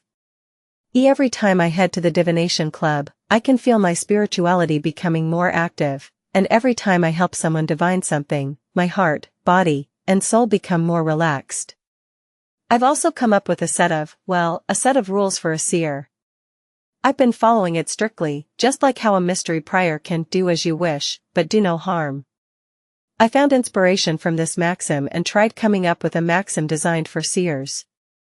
I think that this might be an effective way to help Beyonders gain control over their potions faster and reduce the risk of losing control. Just like Madame Daly, who has always been a spirit medium. It was unknown when Dunn had taken out his pipe. He placed it at his nose and took a whiff, seemingly forgetting about Klein as he thought for a few minutes. A remarkable guess, and an interesting trial. Klein had only wanted to briefly mention it this time around to set up an underlying reason, so he did not say anything further. He switched to a half-joking tone and said, perhaps I'll be the fastest Nighthawk in history to gain control of a Sequence 9 potion. May the goddess watch over you, Dunn blessed him, not taking him seriously. He then slipped into deep thought once again. Witnessing this, Klein turned around and said his goodbyes before leaving the captain's office. He was closing the door to the room when he suddenly thought of another difficult question. How in the world was he going to act as a clown? Must I join a circus? There are no fixed circuses in Tingen, they're all roaming ones. Klein's expression became a little bitter. Being a seer was still a rather respectable occupation. Klein would still be able to hold his head up high even if he was spotted by someone he knew. But if he became a clown, there was no way his reputation would hold. Perhaps there are other ways of acting as a clown. There were no circuses or clowns when the blasphemy slate was revealed to the world. Forget it, I won't have the chance to advance for another 2 or 3 weeks, so there's no need to deliberate over this for now. Klein avoided the question and headed to the reception area. He walked toward Roseanne, Mrs. Oriana, and Brett to fetch his and old Neil's lunch. After eating lunch, Klein only rested for half an hour before he rushed to the shooting club to practice with his revolver. He didn't dare to relax, not one bit. After practicing his shooting skills day after day and expending more than 1,000 bullets, he was finally shooting well enough to earn Dunsmith's basic approval. He was pretty good at fixed target shooting. After practicing for a while, he put away his revolver and took the public carriage to a stop close to the house of his combat teacher, Gawain. Then, he walked for 10 minutes before arriving at the door. He changed into his night training suit that had been left to dry in the sun. After running, skipping rope, lifting weights, squatting, and other exercises, not to mention footwork and punching training, he was covered in sweat and felt exhausted. Take a break for 15 minutes. Gawain's blonde-white hair and deep facial lines made him look hard and stern. He took out his pocket watch and flipped it open to glance at the time. Since they first began training, he had ultimately maintained his silence. He only spoke to Klein when there was a need to switch training methods or to correct one of Klein's mistakes whenever one arose. Klein panted for air, but he didn't dare to rest straight away. He paced back and forth slowly. The most direct feedback of his combat training was that he was much tanner. His skin had turned bronze under the sun. Gawain put away his pocket watch and stood next to the crude training field behind his house. He crossed his arms as he watched Klein cool down. He was as quiet as a marble statue. Teacher, besides fighting with fists, would you teach me how to use a straight sword, broadsword, rapier, and spear? Klein asked proactively. He was in a good mood, as he had just digested the seer potion. He had seen weapons like the straight sword and rapier in Gawain's collection room before. There was also chest armor and full body armor. He knew that Gawain wasn't only good at fighting hand-to-hand. Bathed in sunlight, Gawain swept his gaze at Klein. He lowered his voice and replied, "It's useless for you to learn any of those. Those weapons have all fallen behind the times, and their only place is in museums or the private collections of collectors." He fell silent for a few seconds before adding with a voice that had experienced the vicissitudes of life, "They have been eliminated. You should focus on guns. Even combat is merely supplementary." Klein looked at his listless teacher and chuckled as he spoke. "I don't think so. Every minister, every member of parliament, every general, every one of them thinks so," Gawain said, clenching his teeth. Klein stopped and acted like he was a true keyboard warrior. He responded with ease and fluency, "No, they have merely retreated from the front lines of a battlefield. They still have their uses elsewhere. Why does combat have to be used against firearms? They could be used together. I believe a person who is more flexible, swifter in action, and quicker in response could use guns in a more effective manner." When he saw Gawain's eyes suddenly sharpen, Klein turned smug and continued, "The other weapons aren't eliminated either. They only need some enhancement to be more portable. We could form a squad with high maneuverability. A group that's designed to circle the front lines and launch an attack from behind the enemy and fight right to their core. In such a small-scale surprise attack, a warrior who has outstanding hand-to-hand abilities and familiarity with various kinds of weapons could play an important role. You can imagine such a scene." Klein gave full play to his ability of knowing a bit of everything. He mixed and matched all the combat tactics the special forces on Earth had and described them to his teacher. He wasn't sure when Gawain's breathing became heavier. He stood there without moving an inch, seemingly unwilling to break the scenes he imagined. Klein stole a glance at the man's reaction. He felt smug in his head as he cleared his throat and said in a restrained manner, "Teacher, what do you think about my plan? Is there any possibility of realizing it?" Gawain's body quivered as though he'd just awoken from a dream. He looked deeply into Klein's eyes and said, "Your break is doing you well. Repeat the whole set of exercises 10 times. Huh? Klein looked lost. Very soon, he started running and snapped back to reality. He roared in his heart, 10 sets? Teacher, no. I don't want to celebrate my complete digestion of the seer potion like this. Hey, didn't you gain any inspiration at all? Looking at Klein running towards the other side of the training field, Gawain suddenly uncrossed his arms and covered his face with one hand. He closed his eyes tightly, and the wrinkles on his face were deep and obvious. After nearly puking from exhaustion, Klein took a shower, changed clothes, and bade a still silent Gawain farewell. He took the public carriage and left. He didn't return home directly but headed to Evil Dragon Bar near the harbor. He planned to inquire about the price of Beyonder ingredients and buy items for making charms. On the way, Klein kept his mind on his tiny stash that he was carrying with him. He forced himself to stay alert and reached his destination with great difficulty. I need to save £4 for the remaining balance that I owe to the detective company. I can only use £3.05 solely tonight. He touched the paper notes in his pocket before grabbing his cane and alighting the carriage. At that moment, the sun had already begun slipping below the horizon. All the houses were gradually tainted with a twilight luster. The boxing matches and rat baiting with dogs were already warming up in Evil Dragon Bar. After passing through the billiard room and numerous rooms, Klein finally entered the underground market. He looked to the left and right, but he didn't see Monster Adamasol, who was always active around there. Didn't old Neil say that Adamasol only managed to survive because the boss of Evil Dragon Bar feeds him? Klein asked himself curiously. As a nighthawk, he remained vigilant to matters like that. He approached the brawny man guarding the door and asked, "Where's Adamasol?" The brawny man replied without a smile, "I have no idea where he's sleeping. He's been like that lately. He lies down and shivers and chants, 'Dead, dead, all corpses, everyone has to die.'" What scenes did he see this time? What triggered him? Klein creased his eyebrows slightly and asked for more details. He wanted to know where Adamasol was sleeping, but the guard didn't know either. "When I'm done, I'll look for him via divination to see what he's been through." After taking note of this, Klein walked towards one of the 2 rooms at the end of the trading market. According to old Neil, the room on the left was for loans and repayment, while the room on the right was for the buying and selling of precious items, including Beyonder ingredients. When he opened the door to enter the room on the right, Klein realized that there was a partition that separated it into 2 spaces, the inside and the outside.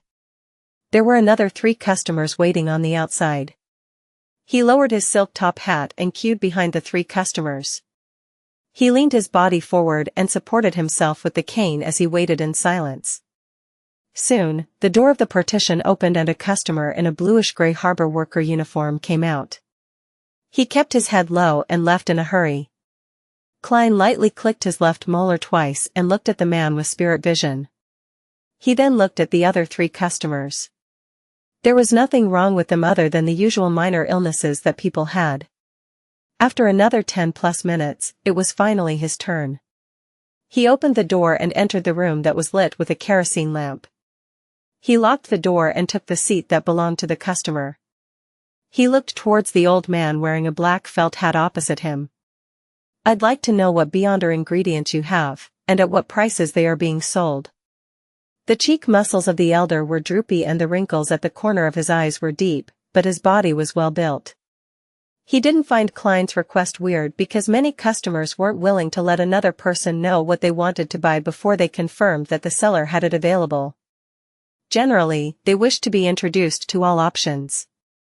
The old man flipped to the newest pages of the notebook, stole a glance at Klein, and took a sip of his honey wine before he said, "Water Ghost's brain tissue costs from £3 to £15 depending on how intact it is. Star Crystal, £150 per 50 grams. £200 for 1 queen bee grass. £170 for an adult black-spotted frog. £280 for human-faced rose, but there's only one. Klein controlled his emotional response. After he listened to the old man's introduction, he was surprised that an underground trading place like this had fewer than 30 beyonder ingredients. As he touched the notes worth £7 in his pocket and thought of Miss Justice's attitude towards £1,000, he sighed. Unfortunately, there is nothing I want. Without waiting for the elder to pose any further questions, he quickly turned around to open the door and made an exit. He returned to the underground market and looked around blankly. He stood there for a while and sighed with a bitter smile. I'm probably the poorest boss among all the secret organizations. That only steeled his resolve of getting ingredients internally from the Nighthawks or through exchanges with Justice or the Hanged Man. After circling the underground market twice, Klein picked and purchased ingredients to make charms, such as a partially finished silver piece, herbal powders needed for rituals, and natural ores. He spent £1.15 solely in total. My private stash of money only has £5.10 solely left. Excluding the final payment to the detective, I still have £1.10 solely. After Klein silently did the math regarding his financial situation, he felt helpless. Of course, he knew very well that he had only been working for just over a month. If the time span had been extended to a year, he should have been able to save up more than £100. In another 2 weeks, I'll have to tell Benson and Melissa that I've gotten a raise to £3. We can hire a maidservant, but I won't have a private stash of money anymore. Klein thought as he walked towards the exit of the underground market. Just then, he saw old Neil in his classic black robe entering slowly. Got everything? Old Neil greeted with a chuckle. Yes, Klein answered frankly. Old Neil scared immediately. You came really early. That's because I'm still hungry, but you've already had your dinner. Klein chatted casually with old Neil.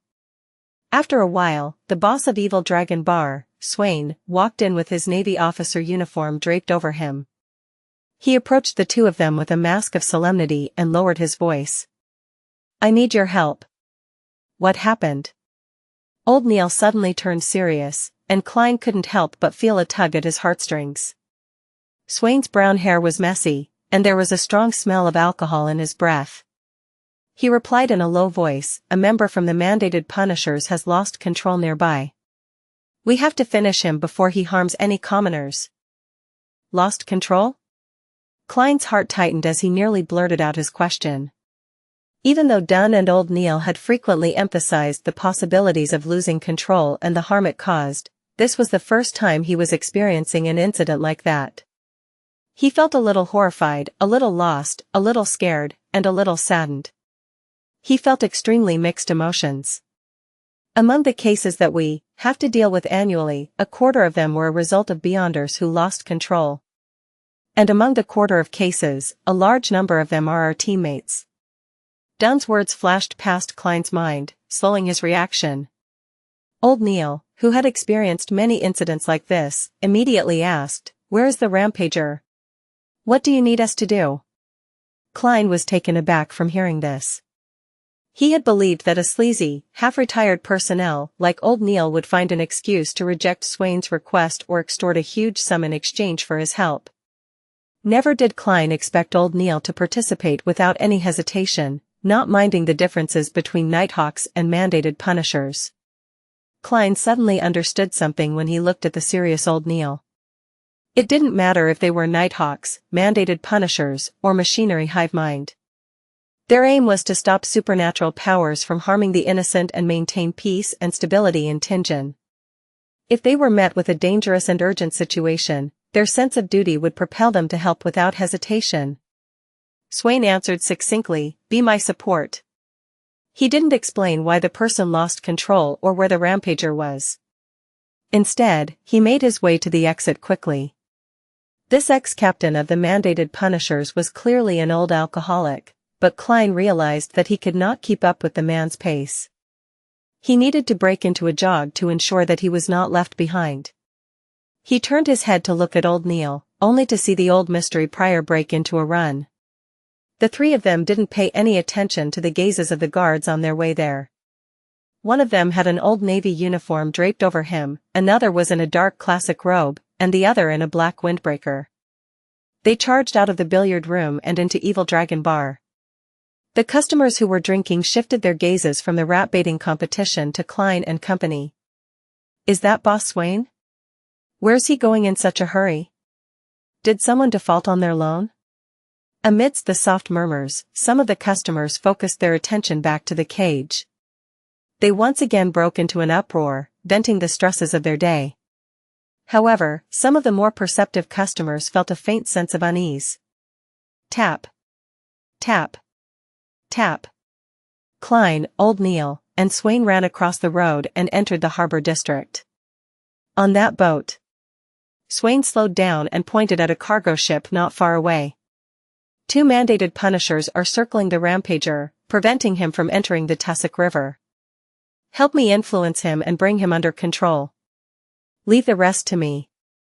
Old Neil panted for air and said, All right, but you have to give me a minute. Phew, a minute to recover. Swain nodded and didn't say any more. He charged up to the ship and joined the fight. Upon hearing the sounds of combat on the ship, Old Neil looked at the somewhat nervous Klein. He took out a piece of silver about the size of a baby's palm from a hidden pocket near his waist. He then passed the silver to Klein and said, Slumber Charm. The incantation to activate this amulet is the phrase Evernight in ancient Hermes. After you finish the incantation, inject your spirituality into the charm and then throw it at the target after 3 seconds. All right. Klein extended his hand to receive the charm and felt moved. This charm was carved with Hermes incantations on both sides, as well as the corresponding symbols, path numbers, and the spell's characteristics. He didn't need to activate his spirit vision to feel the deep, serene power flowing within the charm. Old Neil stood up straight and took out a similar charm from his hidden pocket and held it in his palm. He joked as he walked toward the cargo ship, Do not be too nervous, relax and think about something else. For example, I lent you that charm. If you're going to use it, remember to make one for me in return. Of course, you can wait till next month, when you receive a new quota of materials before you do so. This? He really is the experienced Old Neil. Klein placed the charm into his left pocket, reached into his holster, took out his revolver, and adjusted the hammer and drum. I don't feel that nervous anymore. He had a gun in one hand and his cane in the other. He made his way up the steps with Old Neil and boarded the cargo ship. This cargo ship had obvious signs of age. Although it was powered by steam and had a chimney, it retained its past fixtures such as its mast and sails. Furthermore, only its surface and some other portions were plated with metal, the remaining sections of the ship were still made of wood. As the sounds of the battle intensified, Klein and Old Neil suddenly heard a loud noise amid the din while searching for a way to enter the cabin. The wooden cabin was instantly shattered, its fragments flying everywhere. A figure fell through the hole and crashed onto the side of the ship. Klein didn't have the luxury of time to evaluate the man's injuries. His gaze was focused on the monster which was charging towards the hole. The monster was over 1.8 meters in height and was wearing a tattered shirt and trouser. Its ankles were covered with dark green scales, and a layer of skin had formed between its fingers and toes, as if they were the webbed limbs of an aquatic creature. It had a head covered in wrinkles, still barely resembling a human. Its scales were coated with a sticky fluid that continuously dripped onto the floor. Sizzle. The sticky dark green liquid corroded the deck slightly, leaving visible marks behind. Bam! Swain punched the monster from the side, causing it to stagger 2 steps to the side. Bam! Bam! Bam! Even with the ridiculous muscles Swain had, he was clearly inferior to the monster. Despite having his punches and kicks connect, they were unable to smash through its scales and cause physical harm. Swain was momentarily reduced to a wretched state as he staggered. If not for Swain's astounding sense of balance and the efforts of the other mandated punishers to shoot and suppress the monster, Klein suspected that this blue-eyed elder would have been beaten to death by the monster. Thud. Thud. Thud. Swain took multiple steps back, then advanced once again, like a moth to a flame. But Klein could sense that he was accumulating something, waiting for something. Bam! Swain was sent to retreat, his body obscuring another mandated Punisher's field of vision. The monster took this chance to charge towards the opening. It wanted to escape the ship and jump into the tussock river. Looking at the wrinkled, sticky head of the monster, Klein lifted his right hand and pulled the trigger. Bang! The silver demon-hunting bullet hit the monster's body just as he predicted. But it had only hit its scales and failed to fully penetrate its body. The monster let out an ear-piercing shriek before it exerted strength with its feet and pounced at Klein. When a stinking fishy smell hit him, Klein suddenly hunched down and rolled to the side. Clang! He felt the ship shake as fragments had hit it as well. At the same time, he heard an old but deep voice recite an incantation in ancient Hermes, Evernight. Klein rolled over 2 more times. He couldn't care about his cane as he lifted his head and revolver in a fluster. All he saw was old Neil tossing out his charm calmly, despite being incredibly close to the monster. The piece of silver was instantly swallowed by a dark red flame and released the faint sound of an explosion. A deep, serene power spread forth. The monster, who had almost destroyed the side of the shop, rocked. Its movements became sluggish. Swain charged out from the cabin. He approached the creature and pulled back his arm, hitting the monster like a jackhammer. His punches connected with the head of the monster. But he could barely inflict a wound, let alone cause any fatal damage. But Klein could sense that whatever the blue-eyed elder was accumulating had finally reached its peak. Boom! The monster seemed to recover. It flailed its arm and made Swain take 5 steps back in retreat. Each of his steps caused cracks to form on the deck. Seeing that the monster was about to turn around and jump off the cargo ship, Klein took out the slumber charm from his pocket in a hurry. After which, he expertly recited the phrase in ancient Hermes, Evernight. Suddenly, Klein felt the silver charm in his hand turn ice cold, as if it was made from snow. He didn't think too much about it. He injected his spirituality into the charm, then pulled his arm back before throwing it forward, sending the charm flying towards the monster. Meanwhile, the fish and human monster had jumped into the air. The dark red flames illuminated the surrounding darkness, and the faint explosion was like a prelude to a slumber as it quickly radiated outwards. Bam!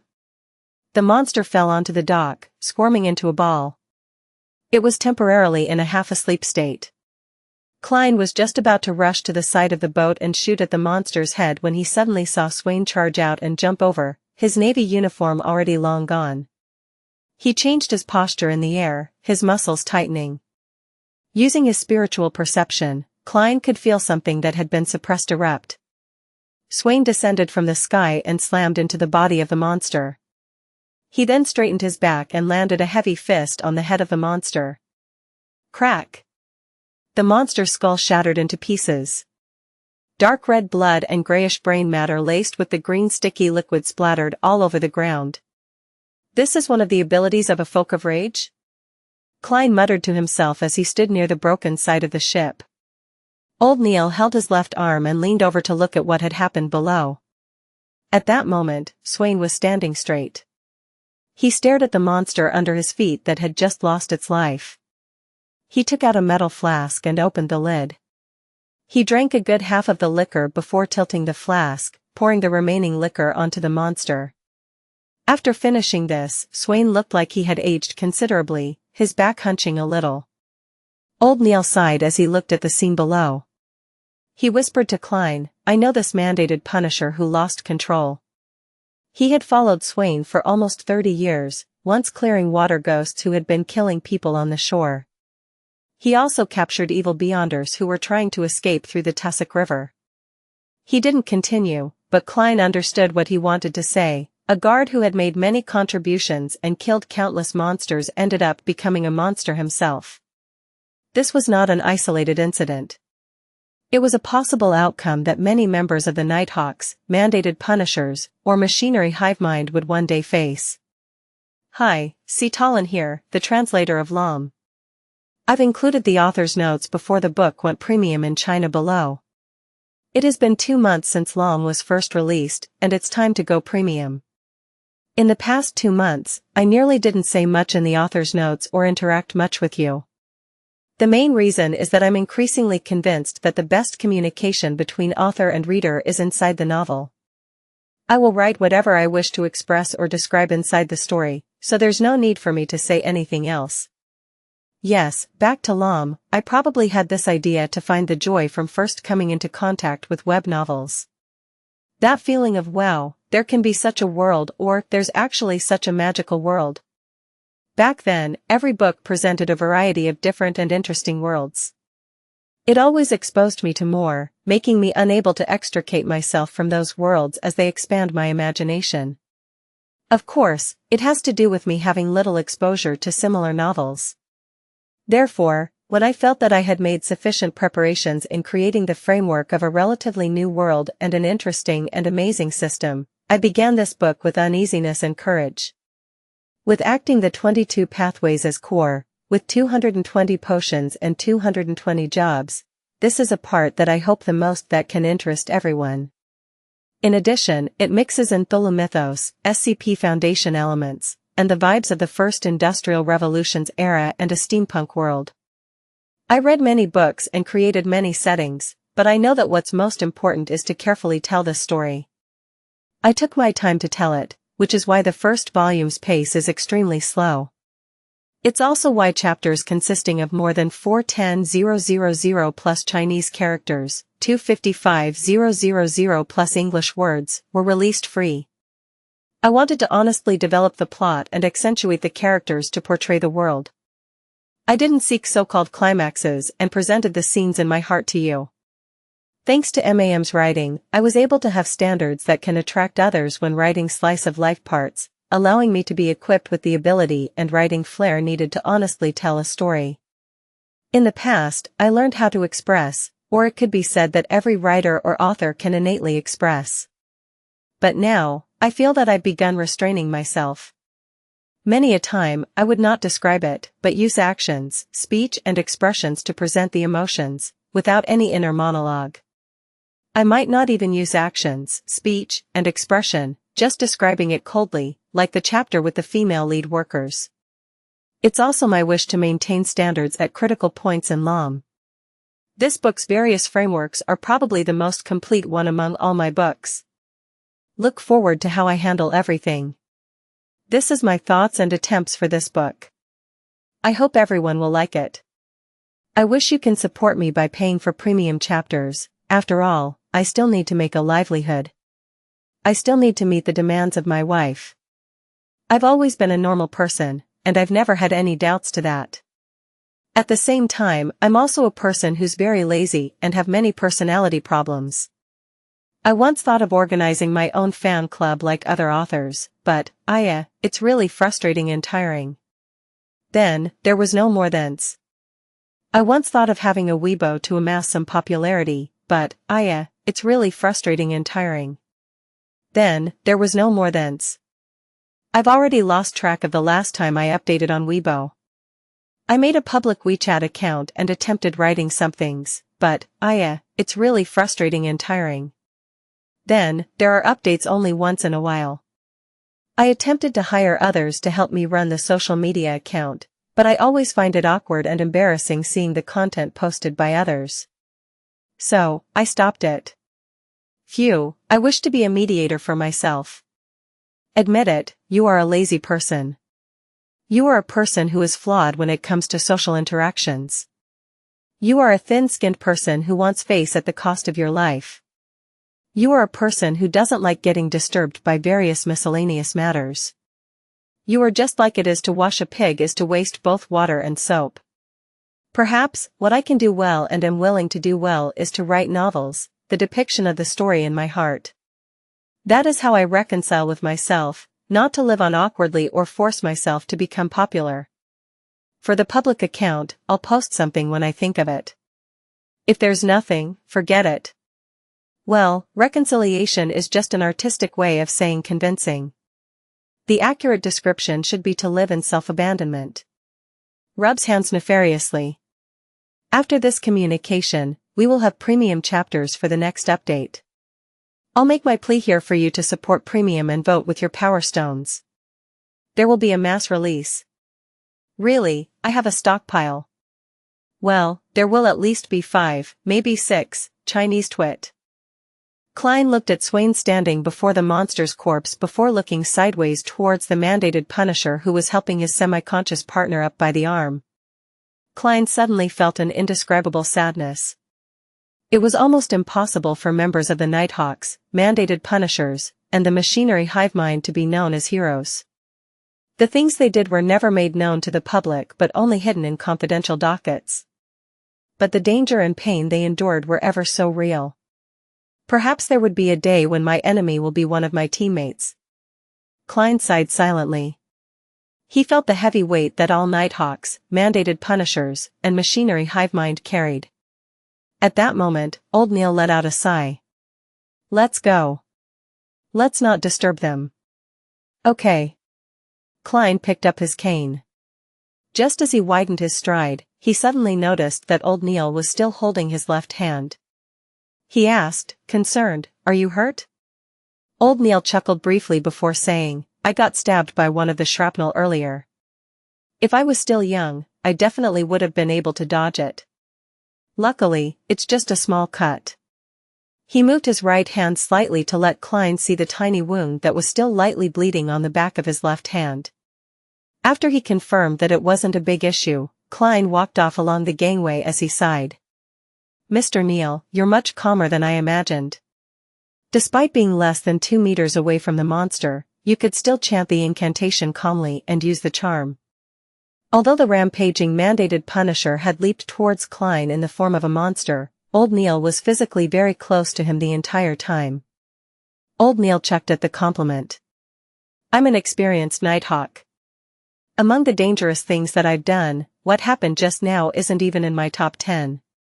Once, when I was patrolling Raphael Cemetery with Dunn, I had no idea that a corpse had turned into a zombie and left its tomb to lie in ambush in the shadows of the trees. I passed by without noticing it at all since I was looking for some hidden spot. Heh, you know what I mean." In the end, he leapt onto my back and seized my throat. Klein felt gripped by terror when he heard the recollection as he voiced out his guess. "And under such a situation, you were still calm enough to use a charm? Or did you use some spell that a mystery prior could cast quickly?" Old Neil stole a glance at him and chortled. "No, Dunn managed to drag that zombie into a slumber in time. I'm telling you this story to tell you that, as a Nighthawk, you not only have to believe in yourself, you also have to trust your teammates too." Klein fell silent for a few seconds. Then, he replied both sincerely and jokingly, "Mr. Neil, you are so wise today." Old Neil did a tiny hop and found his footing on the pier. He replied in disdain, "That's because you only get to know the most trivial side of me usually." The two of them left the harbor and walked towards Evil Dragon Bar. Klein put away his revolver, set his cane aside, and took off his jacket. Under the light of the gas street lamp, he started checking if there was any damage to his jacket. How lucky. There are only a few splinters and a patch that got dirted. He removed the splinters and roughly patted the dust away. Then, he put it back on. Old Neil looked at him with a smile and mimicked his tone by adding leisurely, "What a pity, there's no way to claim compensation." Klein was temporarily at a loss for words. "I'm not such a person," he emphasized in his heart. As the public carriage arrived, Klein took out his silver vine-leaf pocket watch and flipped it open to check the time. "If there's nothing else, I have to head home," he turned to tell old Neil. Old Neil nodded slightly and said, "Enjoy your dinner at home. You don't need to think about the slumber charm. I'll get Swain to compensate me. He's a rich man after all. Of course, I won't go today. I have to consider his mood." Klein opened his mouth, but in the end, he only said, "Thank you for your generosity." He boarded the carriage quickly and returned to Daffodil Street. It was already past 7 in the evening, and the sky had already grown dark. Klein took out his keys to open the door and saw Melissa taking off her fishnet hat and setting it on the clothes rack. He smiled and did small talk. you just got back? Then, his mixed emotions suddenly vanished, and he felt relaxed and warm. There was a practical lesson in school today, Melissa explained seriously. Klein sniffed and smelled the fragrance of food. He was stunned and asked subconsciously, then, who's cooking dinner? The moment he finished his sentence, both of them answered the question in unison, Benson. Their tone had a hint of alarm. Benson, who had heard their conversation, walked out of the kitchen. While wiping his hands on an apron, he said, "Do you have no confidence in my cooking? I remember that before Melissa learned how to cook, you two would wait for me to come home and watch me cook with anticipation. Actually, cooking is so easy. You want potato beef stew? Put in the beef first, then the potatoes, then add some seasoning." Klein and Melissa exchanged glances and remained silent. Putting aside his cane and took off his hat, Klein turned around and smiled. "I think it's time to hire a maidservant. It's very unhealthy to not eat dinner on time. But I don't want to have a stranger next to us when we chat." "That'll make me feel uncomfortable," Melissa said, subconsciously finding an excuse to object. Klein spoke with a smile as he took off his jacket. "I don't mind." Just then, his expression froze, and he stopped what he was doing. "I almost took off my jacket. I still have a revolver at my armpit." Ahem. He cleared his throat and pretended nothing happened. "Don't mind her. When we get home, we can let the maidservant rest in her room." "I doubt any maidservant would dislike resting." We must find a maidservant who's willing to learn how to cook." He didn't want to endure the torture of a cuisine that left him guessing in the future. Benson stood at the kitchen and nodded in agreement. "When we have time, we can go over to Tingen Family Servant Assistance Association. They have a great deal of experience and many resources in this field." "All right, it's decided then." Klein ignored Melissa's unwilling look. Backlund, Empress Borough, Viscount Glaine's residence. Audrey Hall left the party with her personal maid, Annie.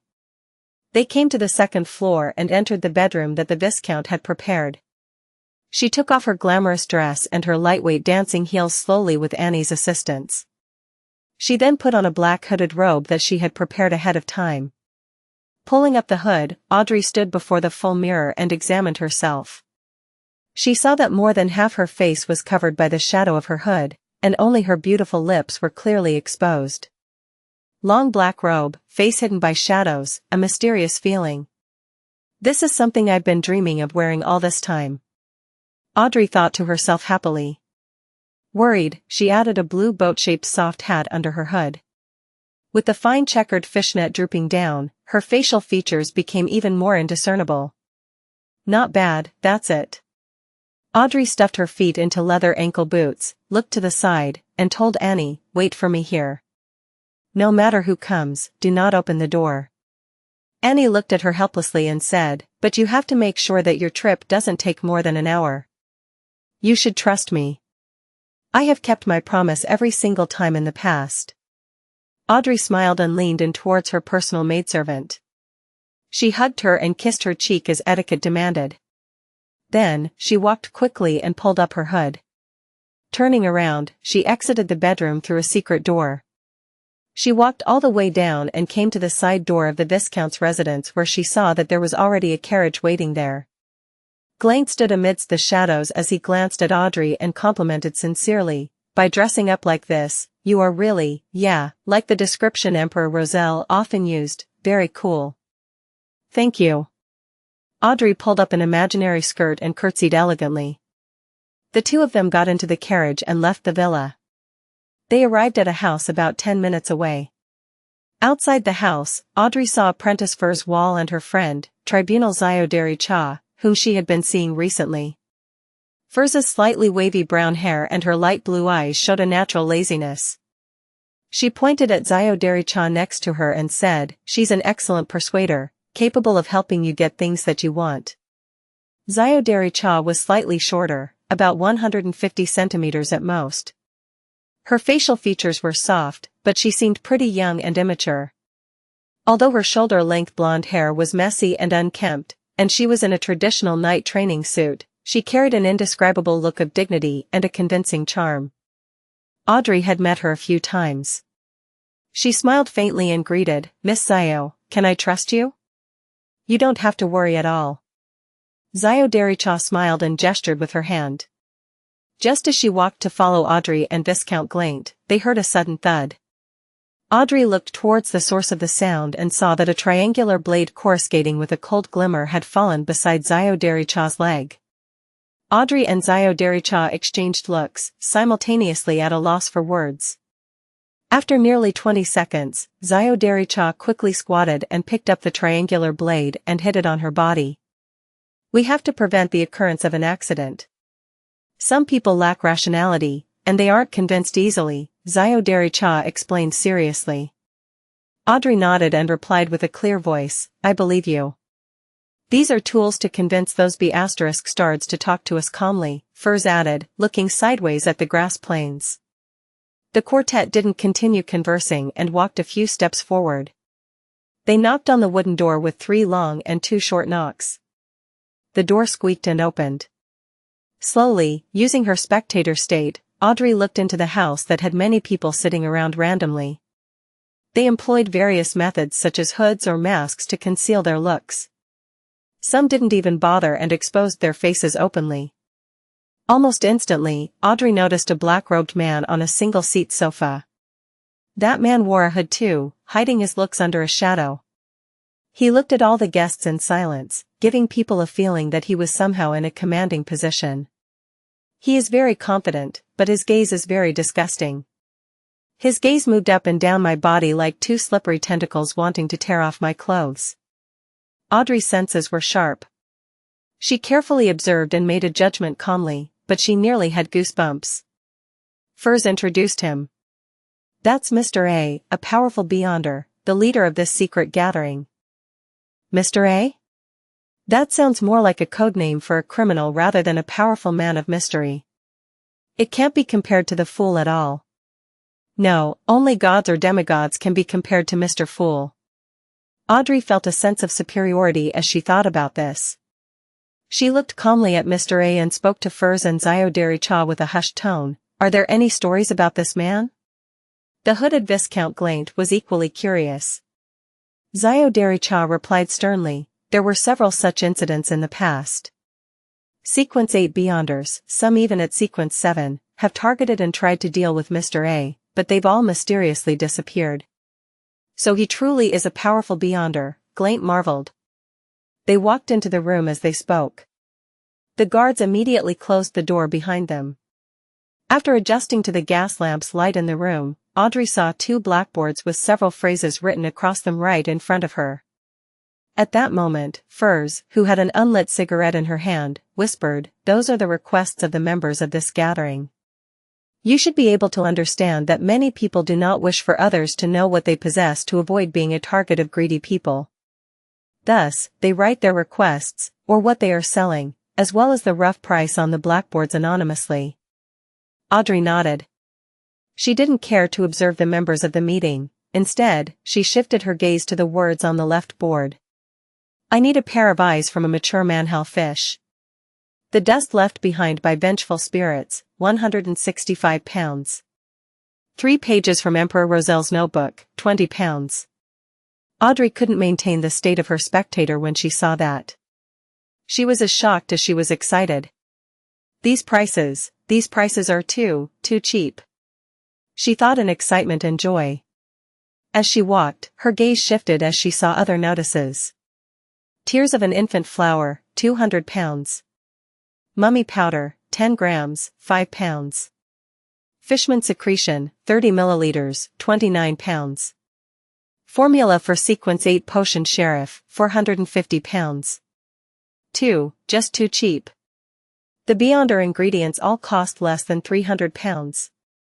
Audrey's eyes sparkled as she found a place to sit together with her companions. Xiao Dericha leaned over and whispered into her ear, "Do you have anything you want?" Audrey breathed heavily. Emperor Roselle's famous quote flashed through her mind, "I want it all." She had 2 elder brothers, rendering her eligibility to inherit the aristocratic title and the main portion of the inheritance null. But as a lady adored by her parents and brothers, she had property, farmland, pastures, mines, jewelry, stocks, and bonds to her name. Together, they were valued at £300,000. This was a part of her inheritance, but she only possessed them in name before her father, Count Hall, passed away, or when she got married. Every year, she received a corresponding amount from a trust fund. But even so, she could receive £15,000 to £25,000 a year, making her one of the richest women among the nobles in the entire Lone Kingdom. Of course, she had expenses she couldn't avoid as a noble. And now that she was receiving annual payouts, she could no longer pester her parents for money all the time. She controlled herself and answered with reservation, "For the time being, I have my sights on Emperor Rozel's notebook.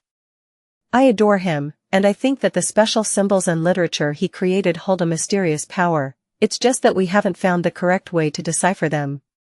"Audrey, you are becoming more and more hypocritical," she added in her heart.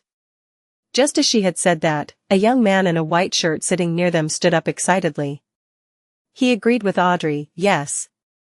That's true. I've finally met someone who shares the same opinion as me. I'm the person with the 3 pages of the notebook, and I can sell them to you right now." Audrey was at a loss at first before she replied with a smile, "Then please allow me to express my gratitude." She took out a pair of £10 notes and handed them over to the man, then received the 3 pages of Emperor Rozel's diary in exchange. Of course, no one here knew that they were part of his diary, and thus everyone generally called them his notebook. Audrey flipped through the pages after she received them and confirmed that the writing was similar to the previous pages that she had come across. She put away the diary and asked Xiao and Fur softly, "Who can I look for if the notes are fake?" "Mr. A?" "Yes, Mr. A will not allow any fraud to take place in his gathering. And I could help you mediate this privately too," Xiao Dericha replied eagerly. "I understand." Audrey entered her spectator state and surveyed the Beyonders and Beyonders to be around her. There were many people looking over because of the excitement of the young man just now. They were observing Audrey and Glaint, some making it obvious while others were more discreet, but Audrey and Glaint's hoods covered their features well. There are sofas and chairs strewn all around the venue, all facing the board. The material of the furniture is rather normal, indicating that the person who gathered them here, Mr. A, isn't a noble and doesn't care much about the venue. Yes, with the confidence he displayed, he need not be overly pretentious with the venue. Audrey looked around and calmly observed. Mr. A looks at all the ladies present, his gaze often lingering on those who have above-average looks. He's lecherous. Why is he looking at me so frequently? Can he see through my robe? Audrey was shocked at this deduction. She felt disgusted, as if she had just eaten a fly. But her worries quickly eased, for she noticed that Mr. A was not looking at her body or the bodies of the other ladies.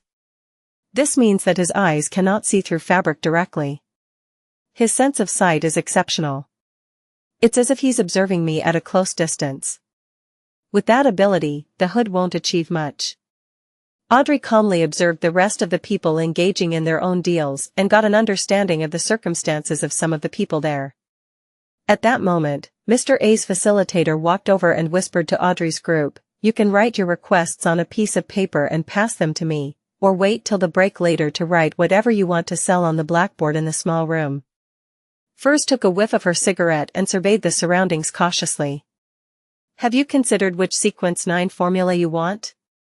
She had kept her promise and told Audrey and Viscount Glaint about all the sequence pathways she knew of.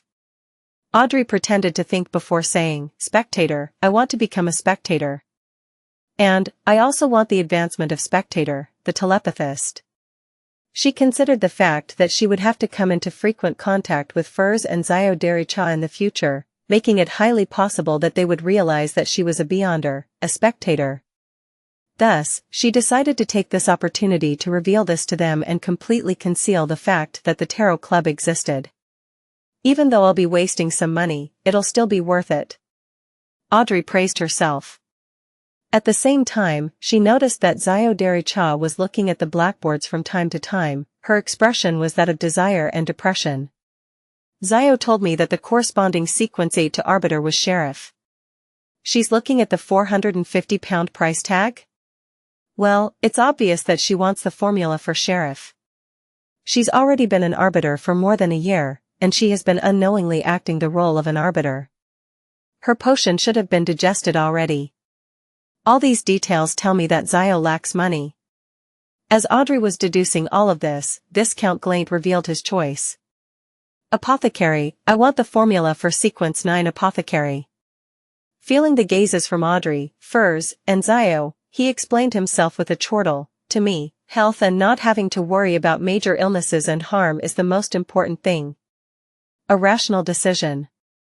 I once dreamed of becoming an apothecary. Furs sighed while smiling. She had a rather languid demeanor. After making the decision, Audrey and the rest wrote their requests on pieces of paper and handed them over to the facilitator. They looked on as the facilitator made his way around the venue and asked the other participants, collecting several other slips of paper. This facilitator then shuffled the notes and handed them over to his partner in charge of the blackboards, asking him to transcribe the information onto them. I need the formulas for potion spectator and telepathist, the price will be negotiated face-to-face. The facilitator would repeat the request 3 times after he wrote it onto the blackboard. If someone was interested, they could apply for a room in secret. There would be facilitators helping them complete the deal. After waiting for a while, Audrey and Klein didn't receive a request for a deal. They were rather disappointed. At this moment, a facilitator walked over to Audrey's side and handed her a folded piece of paper. It's from Mr. A, the facilitator said softly. Audrey unfolded the slip of paper and took a look. Are you interested in the formulas of other sequence 9 potions? Audrey curled the ends of her mouth disdainfully and wrote on a blank spot, I am only interested in spectator. She folded the piece of paper and handed it back to the facilitator, then watched as he passed it back to Mr. A. Mr. A took a glance and didn't say anything, continuing to look over the rest of the members silently. But Audrey sharply noticed that he had secretly burned the piece of paper and allowed the ashes to fall to the floor. 15 minutes later, Mr. A said, now we will have a break. You can interact with other participants freely. At this moment, the young man who sold Emperor Roselle's diary approached Audrey and said in excitement, I have already deciphered a portion of the Emperor Roselle's special characters and tattooed them onto myself, allowing me to gain some remarkable abilities. Are you interested? Audrey suddenly recalled that she had asked Mr. Fool if the special characters in the Emperor Roselle's diary possessed any unique abilities. Mr. Fool's answer was that they were useless unless a deity suddenly took interest in them. She looked at the young man in front of her and thought for a moment. She then probed, what remarkable abilities? The young man answered excitedly, I have become stronger and more healthy. Audrey looked at him in pity. I'm sorry, I have more trust in my own research. In the remaining time, she continued observing those who came to this gathering, but didn't obtain any more information. All she had was a rough deduction that some of them were doctors or lawyers, ordinary occupations. Audrey and the rest left the venue after another half an hour and returned to Viscount Klein's mansion as they waited till the ball ended. Audrey returned home at about 10 that night. She was about to get her maidservant to prepare some hot water when she saw her dog Susie shoot her a look. My dog just shot me a look. Audrey's emotions became complicated.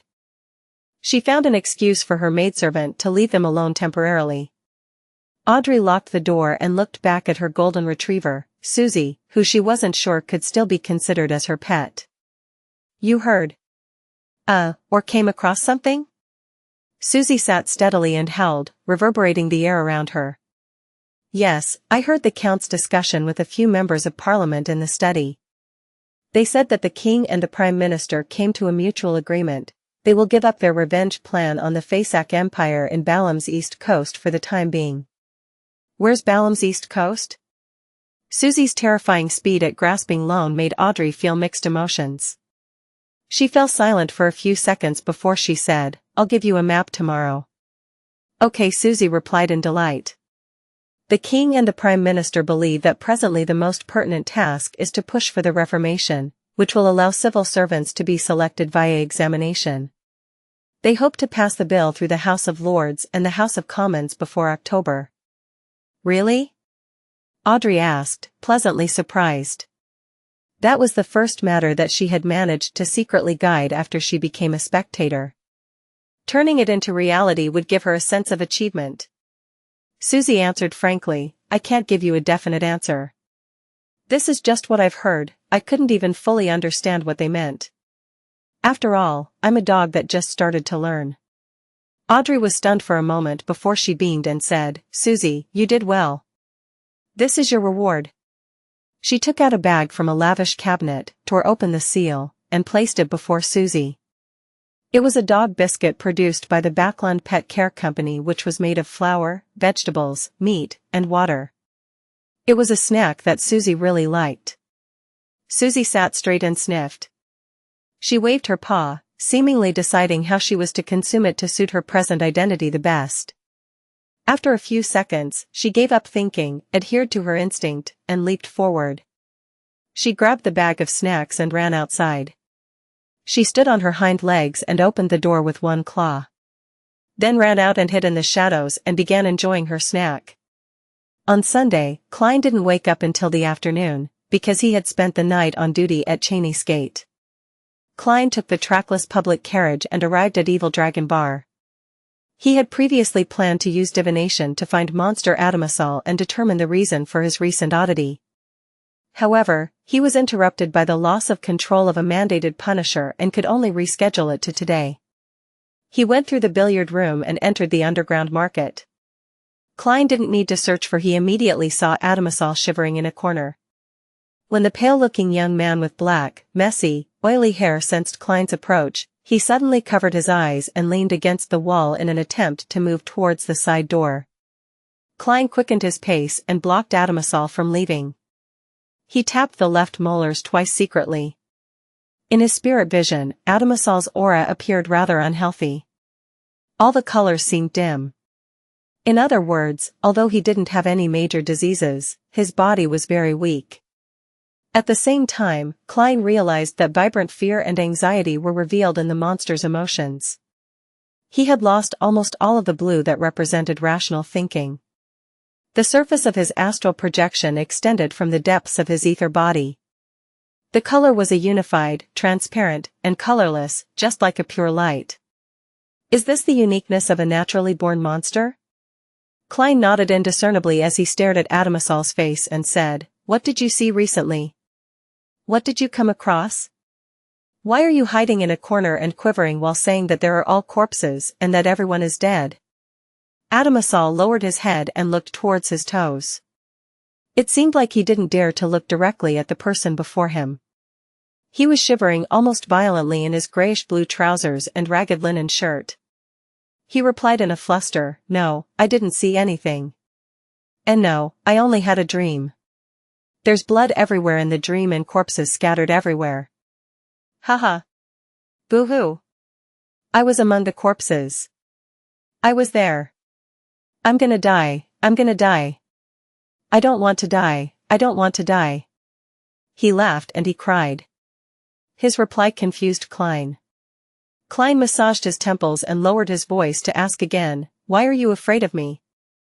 Adamasol was taken aback for a few seconds when he suddenly squatted down. He yelled in extreme fear, No. No.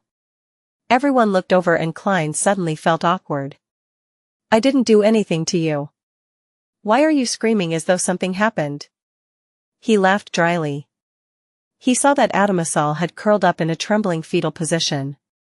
Besides begging for mercy, he didn't say anything else. Klein had no choice but to distance himself and pretend that he was just passing by. Maybe I should ask Mr. Azek for advice. But he just went on vacation to the northern part of the Fasak Empire last week, and he'll only return next Thursday or Friday. Before that, I have to first report to Captain. Klein covered his mouth as he yawned. He turned and left the underground market. After he got his salary that week, his private stash returned to £8.10 solely. However, truly rare Beyonder ingredients were so expensive that he could only window shop. Of course, if he wasn't afraid of the high interest, he could get a short-term loan from Swain. When he exited Evil Dragon Bar and waited for the public carriage, Klein considered the future developments. In another week, the £12 from my advance salary at the beginning will be cleared. The money that I bring home will finally reach £3 a week. Melissa will have no excuse about delaying the hiring of a maidservant. The other £3 will remain a secret, and I'll save up more money for myself. And I have to quickly get the telepathist formula or related clues from Daxter Guderian. I can use the excuse of giving an underling funds to exchange it for cash from Miss Justice. This could be done through an anonymous bank transfer. During the process, I'll cause interference via divination. That will be very safe and it won't reveal my identity. After getting on a public carriage, Klein didn't head to the Blackthorn Security Company directly but planned on heading to the Divination Club for 2 hours. It was part of the work needed to foreshadow his digestion of the potion. Plus, Klein was now considered famous in the divination industry.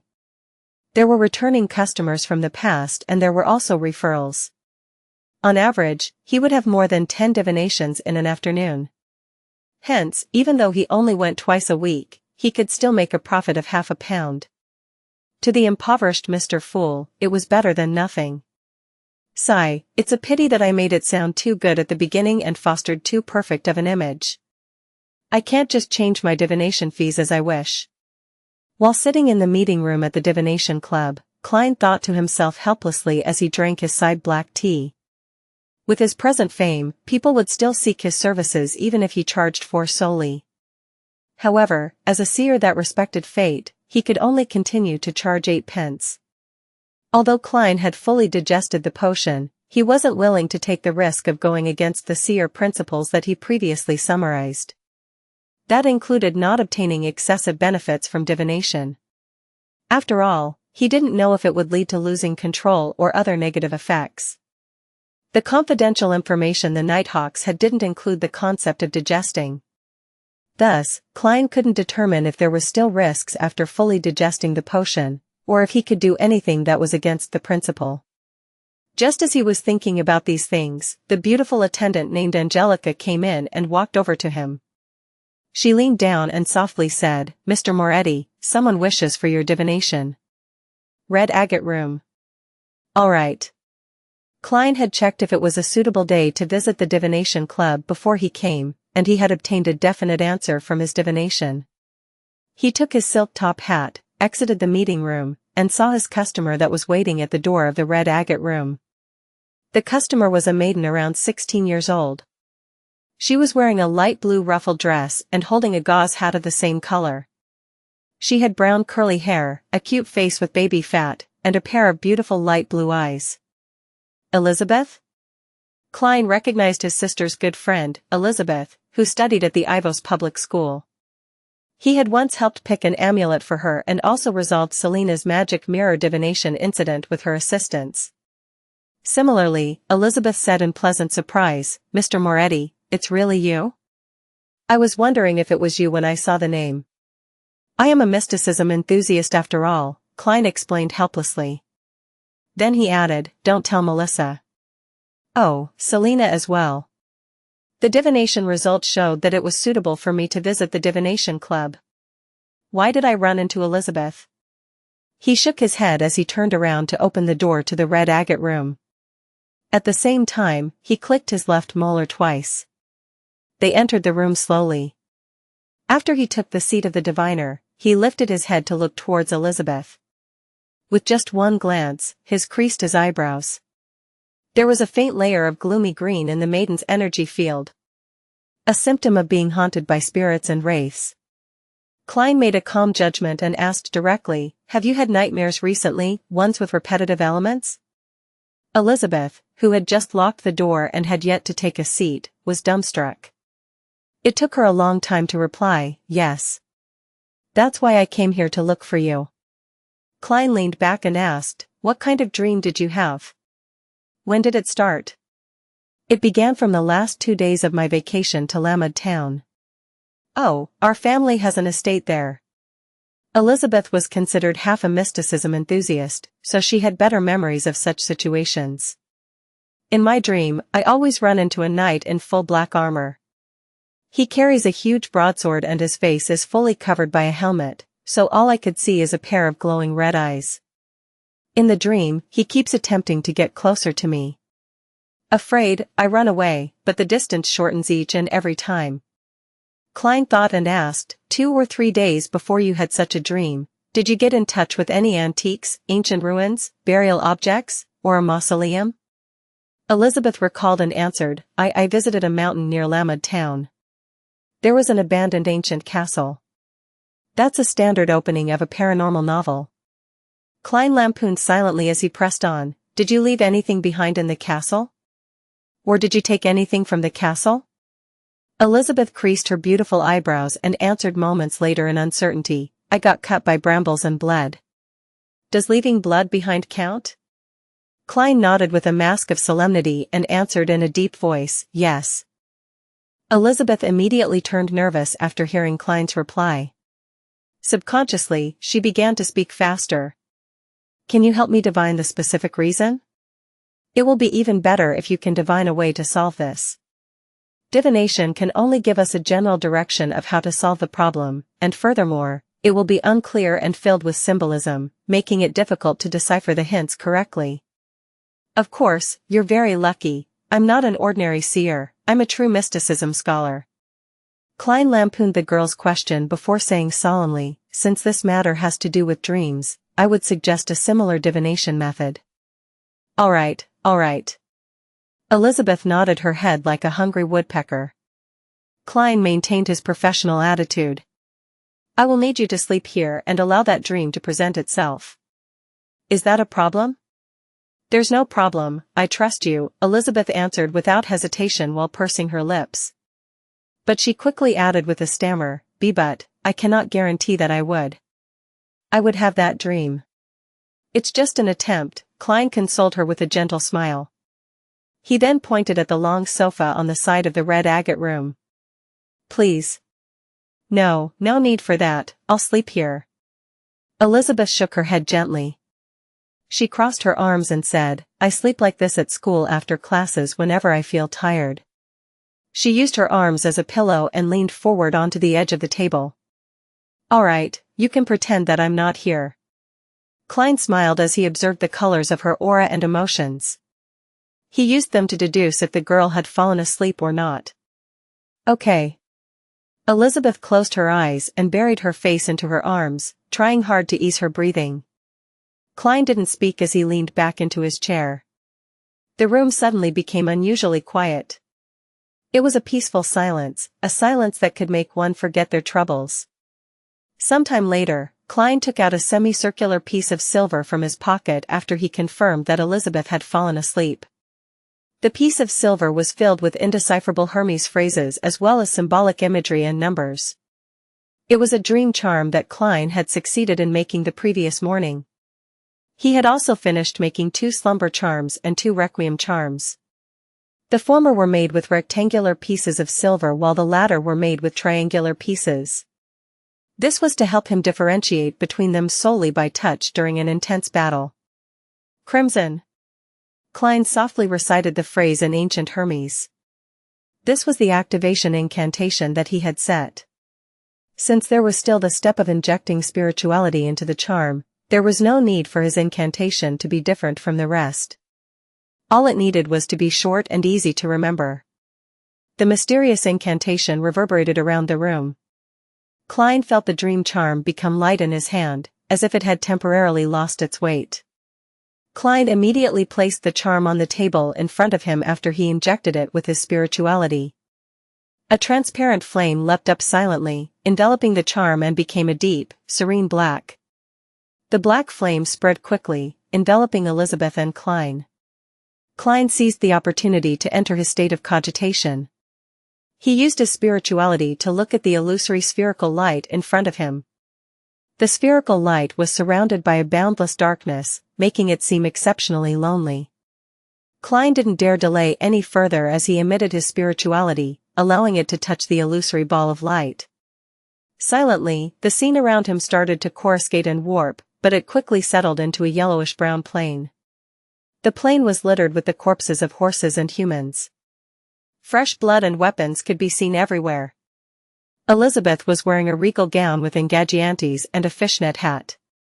She was looking around, lost. She quickly saw Klein's figure and revealed a look of surprise and joy. "Mr. Moretti, we meet again.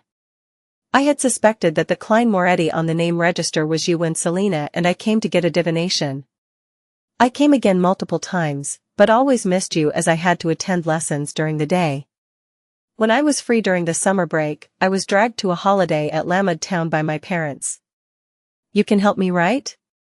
Klein froze for a moment when he heard the girl's talkativeness. To think that Elizabeth had suspected that I was working part-time at the Divination Club and tried to find me on multiple occasions. Yet, she didn't appear abnormal at all. Her surprise was authentic, masking her true thoughts. Indeed, everyone's dream shows their most honest side, other than me, Mr. Fool. As he was indulging in his thoughts, Elizabeth's dream changed.